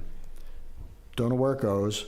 One thought is at a minimum, it could be in the very front in the whereas section that it kind of sets the foundation for the rest of the document. Those tend to be a statement of beliefs, whereas, so that might be an idea, Brandon? Yeah, I can, Mr. Chair, are you okay if I sort of respond to these as they come up? or do you? Yeah, I was going to ask for staff to respond to it. Do you want to, why don't you just take notes and then I'll give you time to respond? Okay. Yeah, this one I actually have a response to, but I'm ready when you're ready for me. So I think I'd like to get the comments out. Got it. Okay. Because I think we're going to have a lot of overlap, and just for clarity and brevity, I think it'd be better if you respond one time. So take some notes. And I don't have a lot more. Noticing, I hear the concerns of the public and I share them. Noticing doesn't work very well in general, because it's still kind of written for 1965 realities of snail mail and posting on the tree out front. And it still works in this town, except, well, we don't have mailboxes, but that I think a lot of us realize things when we see the notice out front. But with the 60-day shot clock, man, we really need to have robust noticing. And again, I think that probably can be handled as an administrative function, not necessarily in the ordinance. But we need a commitment to our citizens of letting them know that the shot clock started. And I don't know exactly how to do that. And then the other one that I had suggested was measurement of radio frequencies, of RF measurement on an annual basis for all these facilities, and that be mandatory. Staff did not think that was necessary or appropriate. Because it's in the FCC's domain, and then again, somehow we might, I don't know, invite litigation. I don't want to write an ordinance that avoids litigation. I mean, I get it that that's important, but I want our ordinance to do what we want it to do. And I don't trust these providers to be operating their facilities within even the FCC's suggested radio frequency limits, and I don't trust the FCC to come show up once a year to test them. So why don't we insist that they be tested? So there's another comment. We'll see where my colleagues go on that one. And finally, material inhibition. I'm still confused by it. The attorney from Monterey gave us a thought, which was don't use the term, use the term effective prohibition instead. Brandon, I believe it was you that said today that material inhibition is a subset of effective prohibition in terms of language. So that might be a path that's helpful. To clarify that a little bit more. I feel like by even, and again, I wish I understood it better, but by just including the term material inhibition, we're introducing an undefined term. And it's not only undefined, it's redefining on a daily basis out there, so maybe we should just avoid it. And I tried going through this and just replacing one set of words with the other. I think it works, but that's it. That's all I have. Okay, thank you. Commissioner Locke, would you like to make your comments? Thank you. Well, first of all, I do want to say thanks to staff for the presentation and the red line documents, and also for the re-red line documents this afternoon. There was obviously piles of papers and whatnot for everybody to look at. Also, thanks for the numerous members of the public who took their time to contact the Planning Commission, and all of your thoughtful comments. After reading and rereading the documents presented this evening, I think we've come very close to an ordinance and supporting documents that meets the goals of our village to preserve the residential character. Is it perfect? Not quite. But it's obvious that following the March Planning Commission workshop, staff made changes both related to the comments of the commissioners and the public, including Mr. Campanelli, and responded to comments from the telecom representatives. I think a few more tweaks here and there will result in an ordinance the City Council can adopt and that the Planning Commission and staff can implement. As to Commissioner Delve's comments, I actually agree with all 5 of your comments tonight, so I think I'm not going to go any further on those. Okay. But I have a couple other comments that I do want to make, and I have a couple of grammatical edits that I'll provide to staff separately later. My first comment, interestingly, is regarding the ranked locations section of the ordinance. The focus of this ordinance and the process is on the residential neighborhoods and the impact of cell sites at in residential neighborhoods. And specifically, Tier 1, which is the least compatible location, includes R1 residential, R4 multifamily residential, and senior citizen facilities. I happen to live in an RC zone, which is residential and limited commercial. And it's adjacent to both the R4 and R1 zones. The RC zoning areas include many densely populated apartments and condominiums with people living in them. These areas are also the location of many of Carmel's overnight accommodations. Why isn't RC included in Tier 1?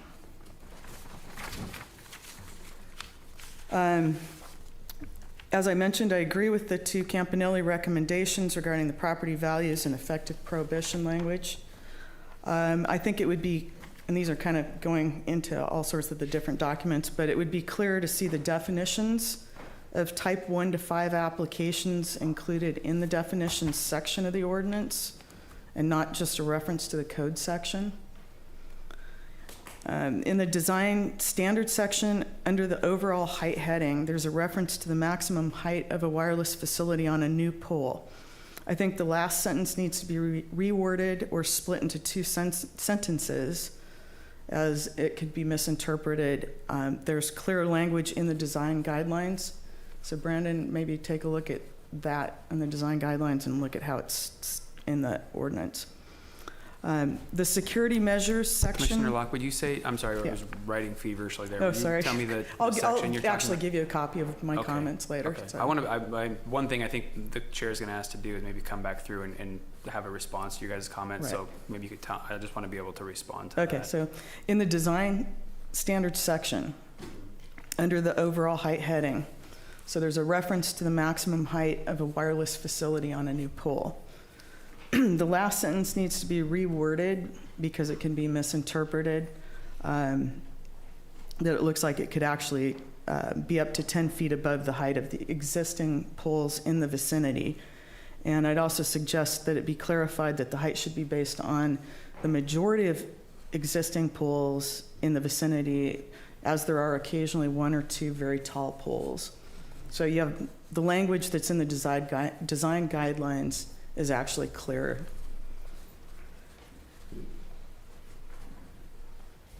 The security measures section discusses appropriate barriers and audible alarms, but it does not discuss the potential for visible alarms, such as flashing lights.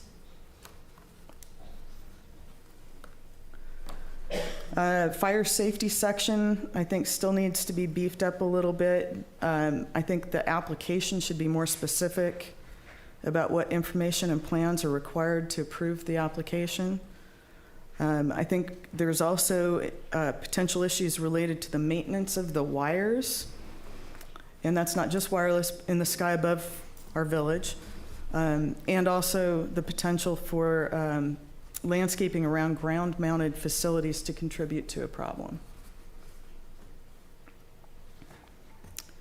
This application checklist includes a requirement for site photos and photo simulations. And I would discourage or disallow most simulations of neighborhood impacts, as my experience supports that these are often depicting the most desirable version of how things might be. The application reviewed by the Planning Commission must show actual views from the houses most impacted. If you ignore or call it defective if the evidence is only from, ignore or call it defective if the applicant submits only evidence from public property or roads. In other words, I think you need to require that photos be taken from the closest homes that will be impacted, and perhaps city staff can collaborate with the applicant to obtain this information. I mean, I know that sometimes an applicant will not be able to get on somebody's property, whereas a city employee may be able to make that happen and can arrange to take those photos. And again, another comment, property owners, not the tenants, have the most interest in the future impacts of wireless facilities. And I very seriously support the robust noticing and involvement of the community as soon as an application's brought in. I think that hand delivery of the notices and mailing is very important and should start at the beginning when the application's received.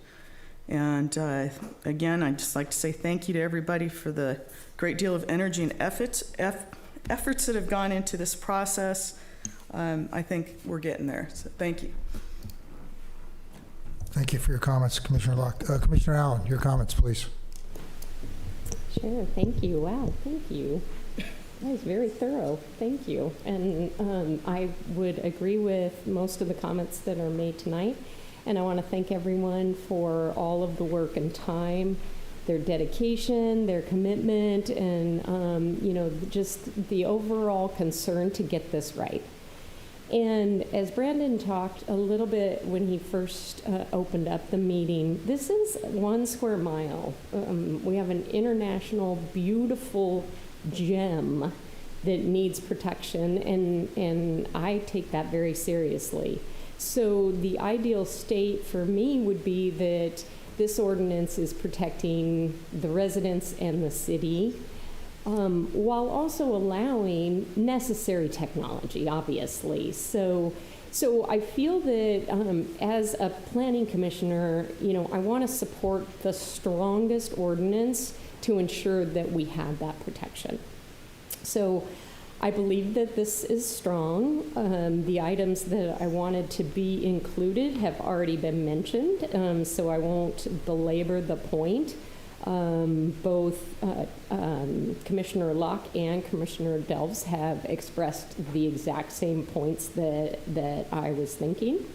And so the one thing that I want to make sure that we look toward the future with is things that a couple people have also mentioned, and that is the education of future commissioners around this topic.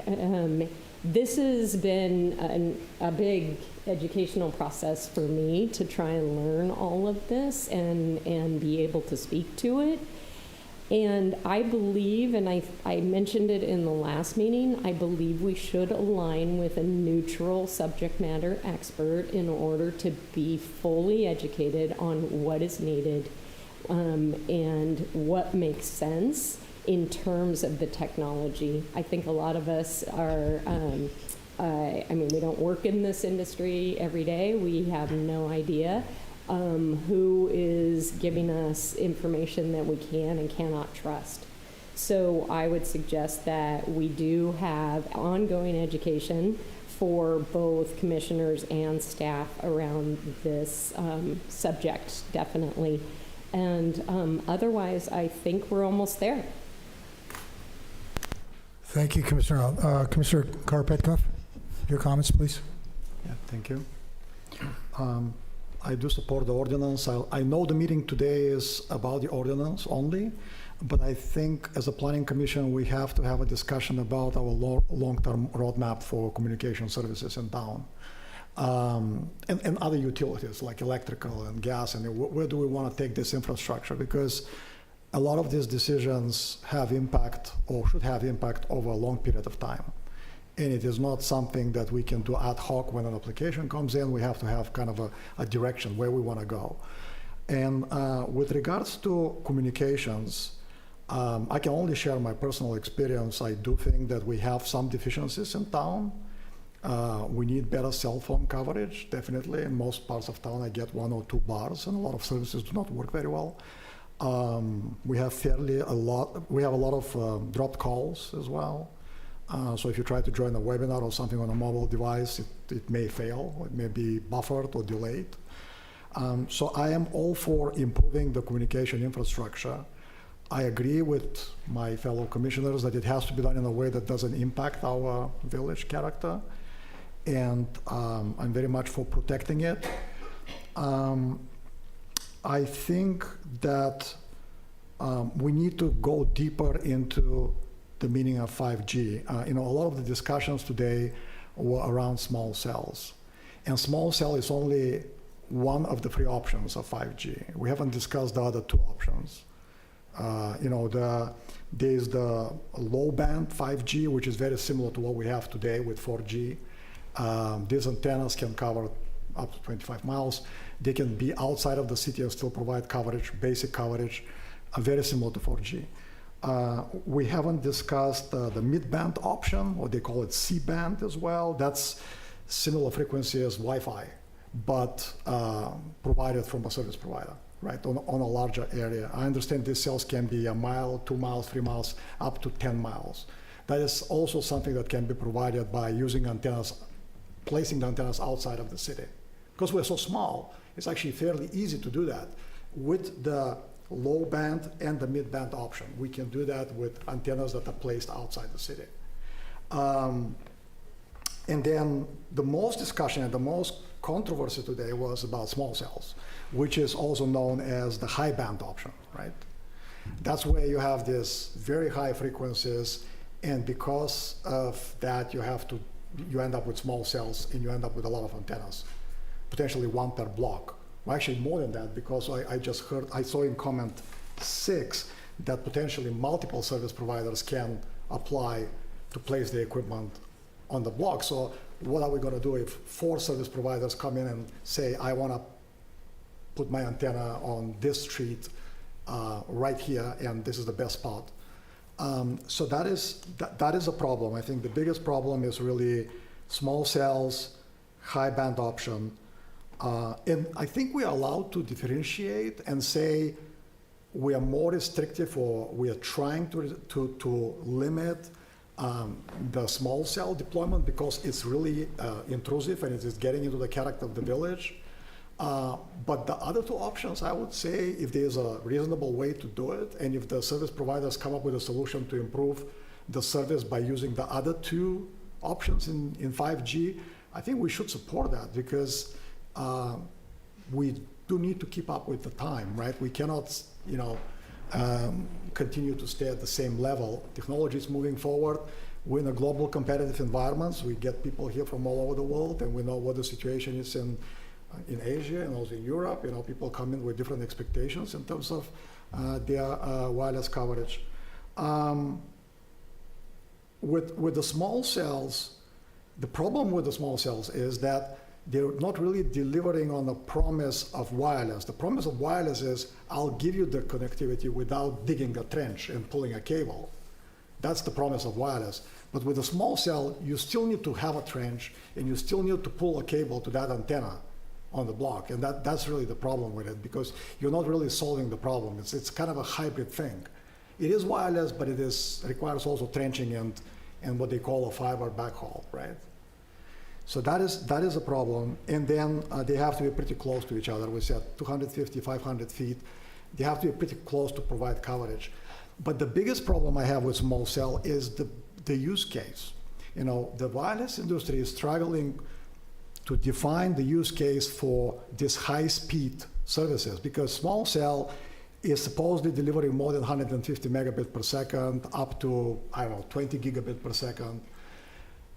The only scenarios, the only use cases I have seen for small cells is gaming, right? If you have like a block full of people who are like gaming, playing World of Tanks all day long, and they require millisecond interaction with the other players in the game, that's the use case for that kind of scenario. I think you'll find very few gamers like that in Carmel. So I would say that we need to hear the use cases for that, for this kind of speed. and make decisions on case by case. So I really applaud that approach to the ordinance, is to give us control over, deploying this technology, especially the small cells.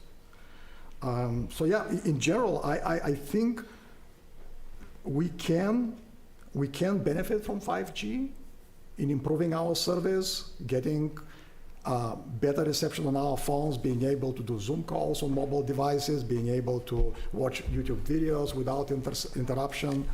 I think that is the best usage of the technology.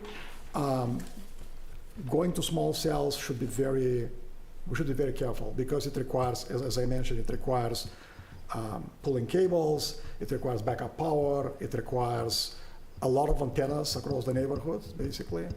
And it doesn't really solve the problem very well because of these high frequencies that do not penetrate walls, do not penetrate trees, do not penetrate pretty much anything. So you cannot camouflage them because of that. You cannot really paint them and hide them, because if you put something around them, they're not working anymore, right?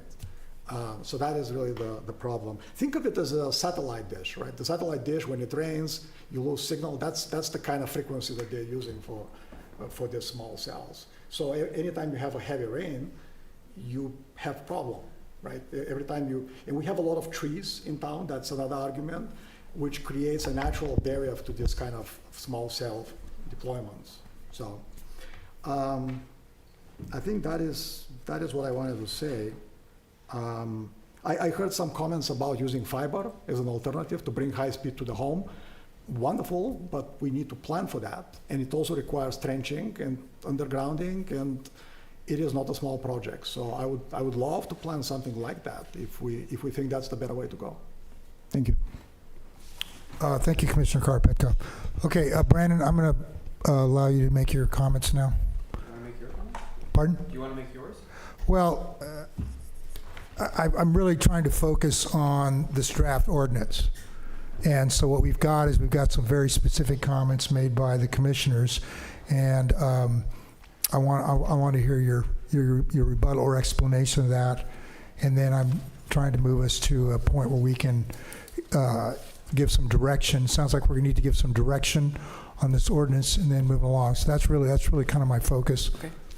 Would it be all right with the commission for two reasons? One, to take a 10-minute bio break, but also 10 minutes so I can actually kind of collect my thoughts on what I just heard from everybody. Yeah, all right. So we will take a recess till 20 after. Okay. 20 after, that'll give you enough room. Okay.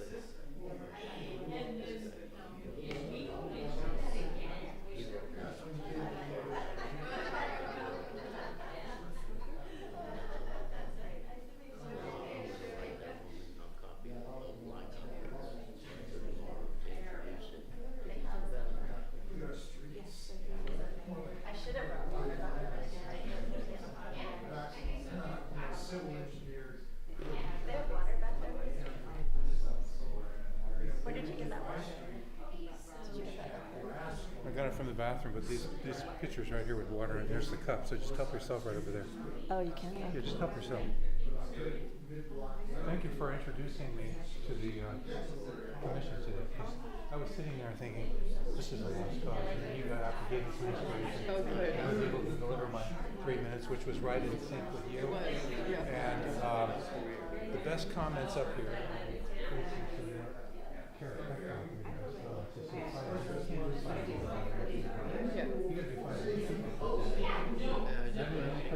here about 415 wireless antennas in the rectangle. If there's 4 providers and they each are given equal access, there's 56 antennas on each street.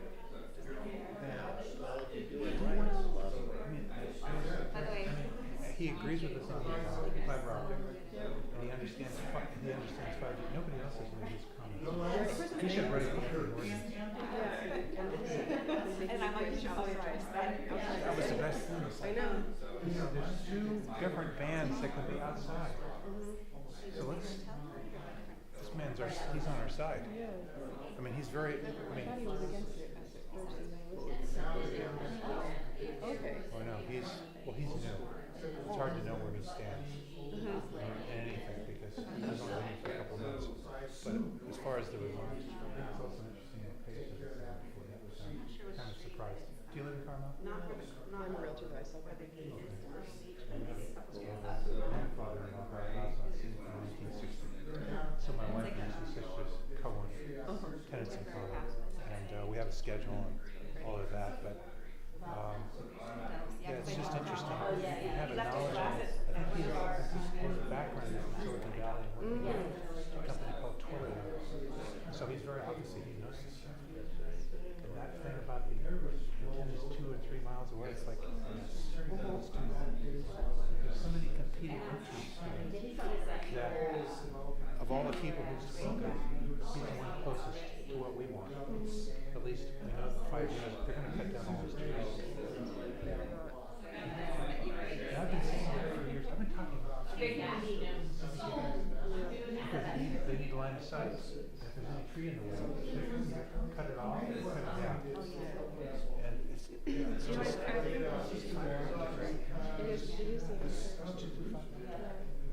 What's your name? Mike McWilters. It's a pleasure. Thanks for being here and participating. Thank you. Great comments.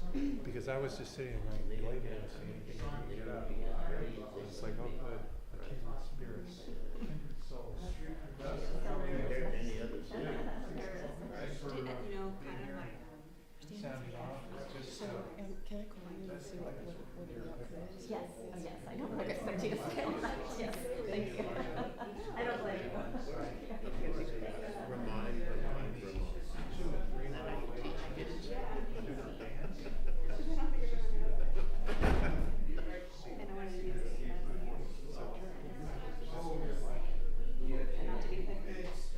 there's 2 bands put outside the city. We can improve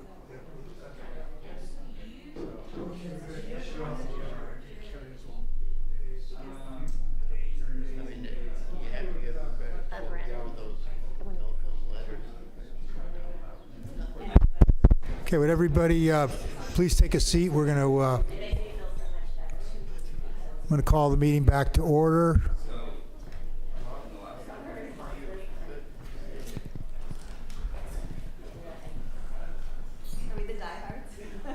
Okay, thank you, everyone. I guess we have to do roll call again.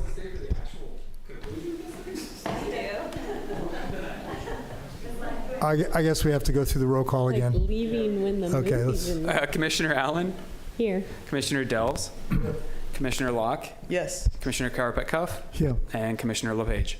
Here. All commissioners are present. Okay, so are you ready to make your Sure. rebuttal or just explanation? No rebuttals. I'm not rebutting anything. All right, we're just an explanation of the. So I took pretty good notes here. My hand's cramping up a little bit, but if I missed something, please forgive me. It's not intentional. I'm going to try to go through these one by one. So I'll start with and so let me start by this. Sorry, take a beat.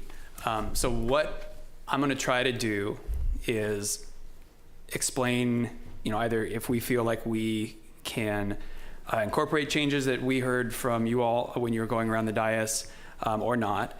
And ideally, what would come out of this then, being able to talk about these all individually, is that then hopefully the commission can vote on each item if they want to make the change that I'm recommending, and if we would want to include that in a draft that you'd be putting forward as a recommendation to City Council. So we may actually be able to get out of tonight with the Planning Commission recommending something to the City Council if we can get through all these very specific items. And thank you all. You guys have been giving me and my staff kudos and the community kudos, but thank you to the 5 of you, because you all clearly spent a lot of time thinking about this and working on this too. So thank you for that. So let's start with the Commissioner Delve's comments. Feels important. We should make it important to ensure wireless facilities are turned on before and this is one that everyone heard. So this is about wireless facilities being turned on ahead of time. So this would fall under that sort of special exception clause. And what we can do, so I was actually on the phone with Gail a little bit too while I was back there. So we can require the evidence must include all facilities, whether they are turned on or not.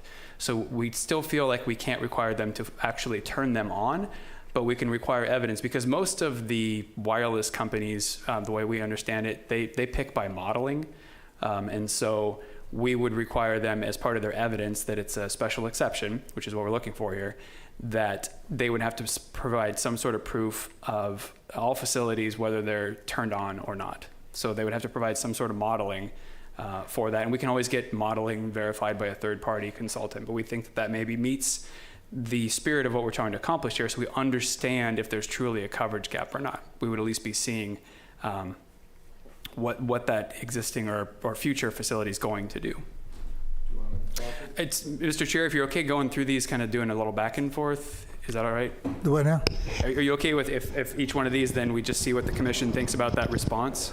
Yeah, I think it'd be good if we talked about these individually. Okay. So There's maybe a dozen or so. Yeah. The concern was to activate all wireless facilities at the time of or before starting the shot clock. That's the intent.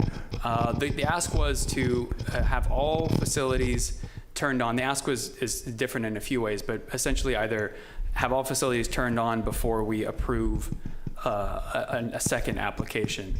Put it maybe as a checklist item on the application checklist that it has to be turned on, but we still feel that is basically prohibiting an application, because you won't be able to get an application submitted and approved or reviewed until it's turned on. Okay, and I think the concern from the public and also from the commissioners was if they don't have the facilities turned on, then they can, how are they going to validate the need? So how do we? It seems to me that how do we resolve that issue between them establishing need if they don't have facilities turned on? So the requirement would be for when the application comes in that they have to provide evidence that there's a gap based on all of the existing facilities and any that have been approved, even if they're not turned on. So the requirement would be give us modeling, because those are all numbers. You know what the application that's been approved, what the strength of the antenna is. It's just math. Show us the strength, do the modeling that shows, even the ones you haven't turned on yet, what kind of coverage they're going to throw, so that we can make exactly the point that you're talking about. Is there really truly a gap in coverage? Okay, so does the current draft, does it present it that way? It does not. No, this is my suggested edit would be to add this language about providing evidence that includes all facilities, whether turned on or not. Okay, so the other commissioners have any comments? I have a comment, or actually kind of a question. In those situations where they're presenting the evidence that they have a gap, couldn't that be included as one of the application requirements where you would have the ability to say that this is an incomplete application because that information was not provided initially? And therefore, that would stop the clock while they do this modeling, if that's, I can understand the modeling The concept. modeling, yes. So if we require modeling, it's just like a map or a report. Mm-hmm. If we require modeling as something that needs to be submitted, whether it's turned on or not, and if they don't give us that, incomplete application goes back across the counter. Okay, so you can stop the clock at that point. For the modeling, yeah. as We an feel incomplete. that forcing them to have it activated, we think that's the difference there. Yeah, okay. I'm still concerned because we're asking to do drop call tests, drive tests, And, those are tests with empirical evidence as opposed to a model. Modeling, I don't trust them. They control the inputs. Frankly, they control the outputs. They control the model. Garbage in, garbage out. And so it doesn't make me a lot more comfortable. So I really think, and maybe we can just put this in, Brandon, to the it's when we define the drop call and the drive tests, that the definition of that process has to include approved, but it has to include all approved facilities. And then it's on them. If they have to turn them on to be able to satisfy that. That's the test. And I'm afraid the test is worthless without it. And it's just. Yeah, and I just want to reiterate, at this point, where we're at in the process is that, I'm responding to the comments. Ultimately, this is the Planning Commission's ordinance that you're sending to the City Council. So this is staff and your wireless attorney's recommendation. Take it or leave it, and we will take that recommendation forward to City Council, however you like. Exactly. I was going to say, this is only our recommendation to council. Council may take or leave our Right, but what I'd like to do is make a specific recommendation. So what you're proposing is we drop the modeling requirement and replace that with the well, the language is, we already have language in here, thank you, that does require probative evidence. And of turned on sites that are turned on. And therefore, yes, and so just expand that to say that probative evidence has to include anything we've already approved. Okay. So. All right. Okay. And I'm going to say it again, it's not a moratorium. And you could even put a sentence in there and says, this is by no means a moratorium on new applications. Just take it head on, because it is not. We're not telling you can't apply for another one. All we're telling you is read the fine print that you're probably not going to get to yes, unless you've turned them all on. I can't imagine that anyone would see that as being prohibitive in terms of, if we were called out on it. It's a very reasonable request.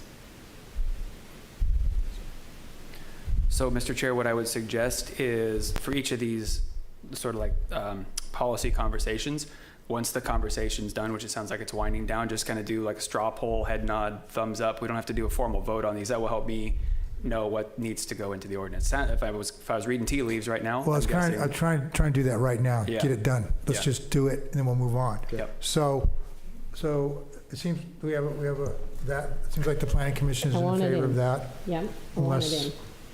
Anybody who isn't, speak up, give your reasons. Okay. Great. So I think that's the direction. Thank you. So why don't we move on to the next? Check the box. Okay, next one is property value should be in the code. Okay, so we've written some language. This is the conversation about property values being used as a finding for approval or denial. So what we've done is we've taken section 17.46080, which are the required findings in your ordinance. And this is A11. The proposed wireless facility will not result in adverse visual impacts, and this language I'm about to say is new, or have an adverse impact on property values. And then it goes into the existing language because it complies with all the applicable development standards, blah, blah, blah, blah, blah. So that's the language we would be adding in the required findings that you all would have to make, that or have an adverse impact on property values. Brilliant. Okay. Okay. I feel that's adequate? Okay. I do. Okay. All right. Thank you. Next comment I took away was noticing doesn't work very well. It's even more difficult. 60-day shot clock, need a commitment from the city. I'm the planning director. I will make that commitment. I've made it to the local group. We'll do everything we can to make sure people know about these things. We know how important this is to everybody. So that's the best I can do there. I don't think we need to do any more in the ordinance necessarily, but or really can. But I will commit to letting people know as much as possible.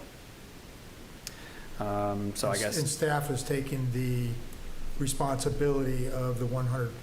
Absolutely. And like I said earlier, that's to prevent essentially getting a fast one pulled on us because, oops, I forgot to do my noticing and the shot clock's been running the whole time. So we're going to take ownership of that. It's the only thing we will do that for in the city. No other noticing is done by staff. It's all on the applicant. Okay, we can't require it in the pine cone? Oh, it goes in the pine cone too. Okay. That's like normal Okay, noticing. perfect. Okay, Yeah, great. yeah. Yeah. They also notice it out here. Yep, three City Hall. locations in the pine cone, 100 feet, 300 feet, 100 feet by hand, 300 feet by mail. So there's a lot, and Friday letter on the agenda website. We do a lot of communication. What's that? Yeah, we did, thank you, Tasha, yes. We revised it in our ordinance to 500 feet, but the 300 feet, 500 feet ring. That's a lot. That's a lot, yep. Okay. So I think. Okay, what's the next Sound item? good. Measurement of RF facility required on annual basis. Okay, so this was the comment about, right now the ordinance says that the director or the city can at any time call on the company to provide an RF report. That's why we have it right now. The request was, can we make this a requirement, an annual requirement? The answer is yes, we can add that in there. We would suggest, kind of to your point earlier about garbage in, garbage out, we would request the Planning Commission change the language to be that the city will hire on an annual basis its own consultant to perform RF tests, because then, just like when we do with EIRs and historic evaluations, then it's our person we're paying Love under a that. contract. Yep. So I think that's tighter for what you're trying to accomplish there. Well, I agree with that. Any other commissioner? All good. Okay, Okay. good. Material inhibition. This will make everyone very happy. So we will tweak the language to just remove any references to material inhibition. I can't give you the exact language right now because Gail and I need to sit down and make sure that the grammar works still. But message received on that one, it will not be one of the tests referenced in the ordinance.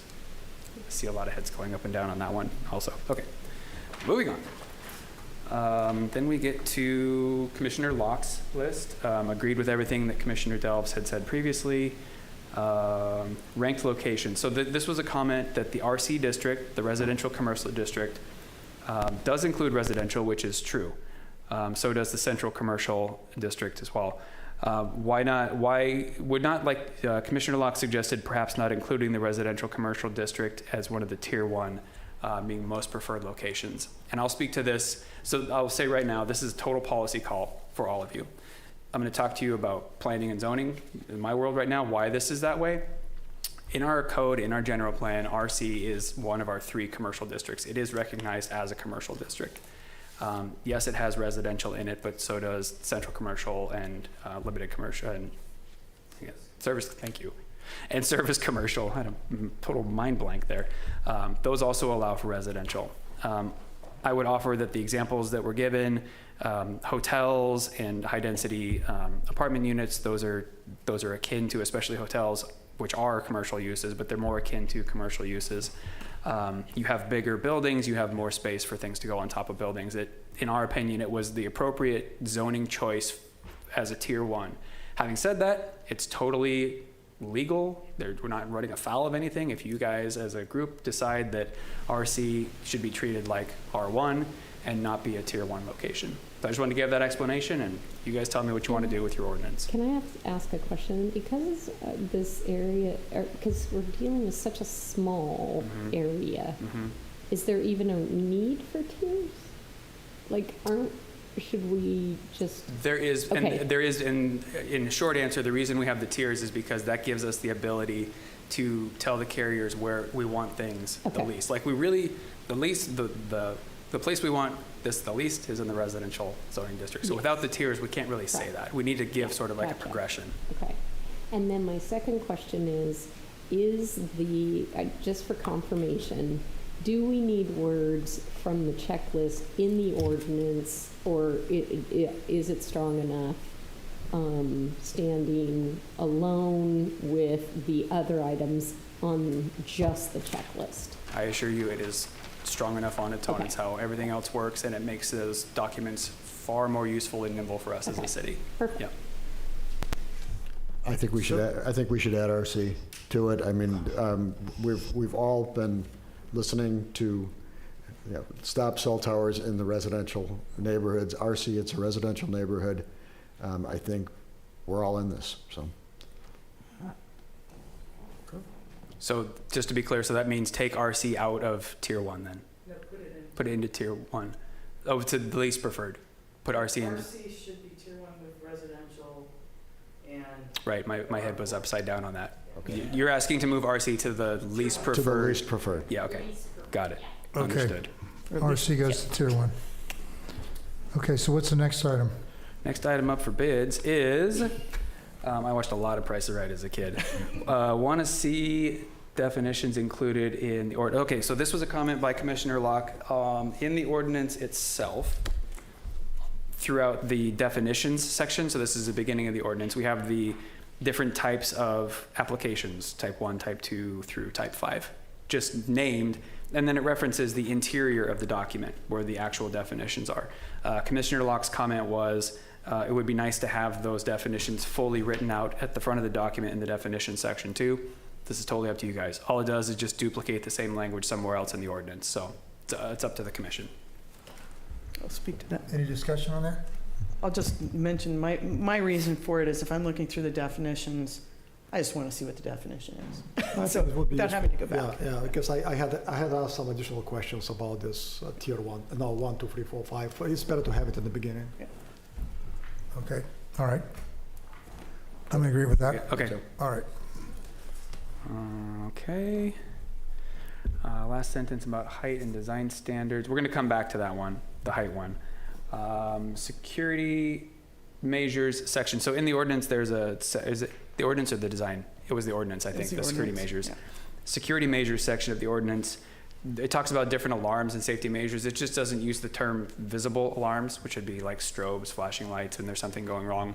Again, no stake in this one. If it's language that, 3 of you want to have in there, then we'll put it in there. I think so. 2, 3. Why not? Okay. I know, really. Okay. I can count to 3. Planners can count to 3 at least. Okay. Application checklist requires simulations. Okay, so the next one was, yes, we did bolster and strengthen our application checklist for that probative evidence. And one of the things we added to the checklist was, that wasn't there before, is we used to require, in the first draft, we required the carriers to provide photos from the right-of-way of the proposed site, and it didn't say anything about the neighboring properties.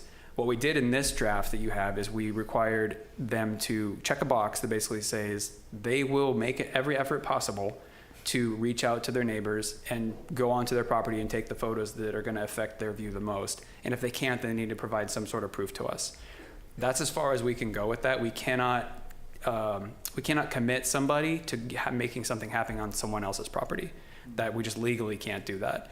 Even your suggestion of having the city somehow broker that deal, we couldn't commit to that. We can try, and that's what the whole language that we added to this round of the ordinance was all about, was at least making them prove that they picked up the phone at least. So on that note, what kind of proof, should they have to submit like what they did and who they sent it to and what date they did? The way we wrote the language was to the, basically the satisfaction of the director. All right, and then I would hope that before a public hearing or commission hearing, that staff would do everything they could do to get. Yeah, it's like what we do when we come to you with development projects. Right. We try to always talk about all the neighbor impacts. We try everything we can to get feedback from them, but sometimes you just don't. Okay. And you don't until the hearing maybe, and then we get it. Yeah. But yeah, we did add that to this most recent draft to try to strengthen that a little bit. So we would recommend not making any more changes to that. Okay. Okay. I see 3 heads. 3 heads on that one. Okay. We're getting there. Property owners. This was just a comment. Property owners have as much of a stake, I think, as tenants. So just making sure that both property owners more of a stake, but just making sure. I think the gist of what you were saying though is just making sure that property owners and tenants both have a way to get noticed about this, and definitely hear you on that. That's how our noticing works. Supports robust noticing delivery. Yeah. Okay. So this is just I took that comment. That was just supporting what we were doing. Now we're on to Commissioner Allen's comments. Look at the education of future commissioners on wireless in general and staff. Again, that's one of those ones that falls at my level at the director. Totally hear you. I think it's a good idea. We can add it to because we have training programs on things for, historic preservation and things like that. So we'll just add it to the list because it is such an important topic. And those were all the actionable comments I took. I didn't hear anything necessarily from Commissioner Petkoff except for agreement with the ones we had talked about before. I didn't miss anything, right? You didn't have anything like at this level to talk about. It was just more to talk about the fiber optic and stuff like that. Okay, so let's go back. There's one more on the height, and this was in the design, in the ordinance. It talks about the height restriction, so not 10 feet above the existing pole. If you remember, in the first version or the last version of the ordinance, we had it as 10 feet above the existing pole or the average height of the trees surrounding the pole, whichever is more restrictive. And as we were going through that, we realized that finding the average height of trees is pretty darn hard, depending on the time that you're at, and they can be taller, they can be shorter. So we didn't really think that was a good measure. So we tried to come up with this other language about 10 feet of the surrounding poles, which is a little bit easier to implement, we think. I think what we can do, because as Commissioner Locke pointed out, there's also language about height in the design standards, specific design standards for that. I think what we can do is just delete the language about it being 10 feet above. Let me just read this really quick, what I wrote. Sorry, I had this.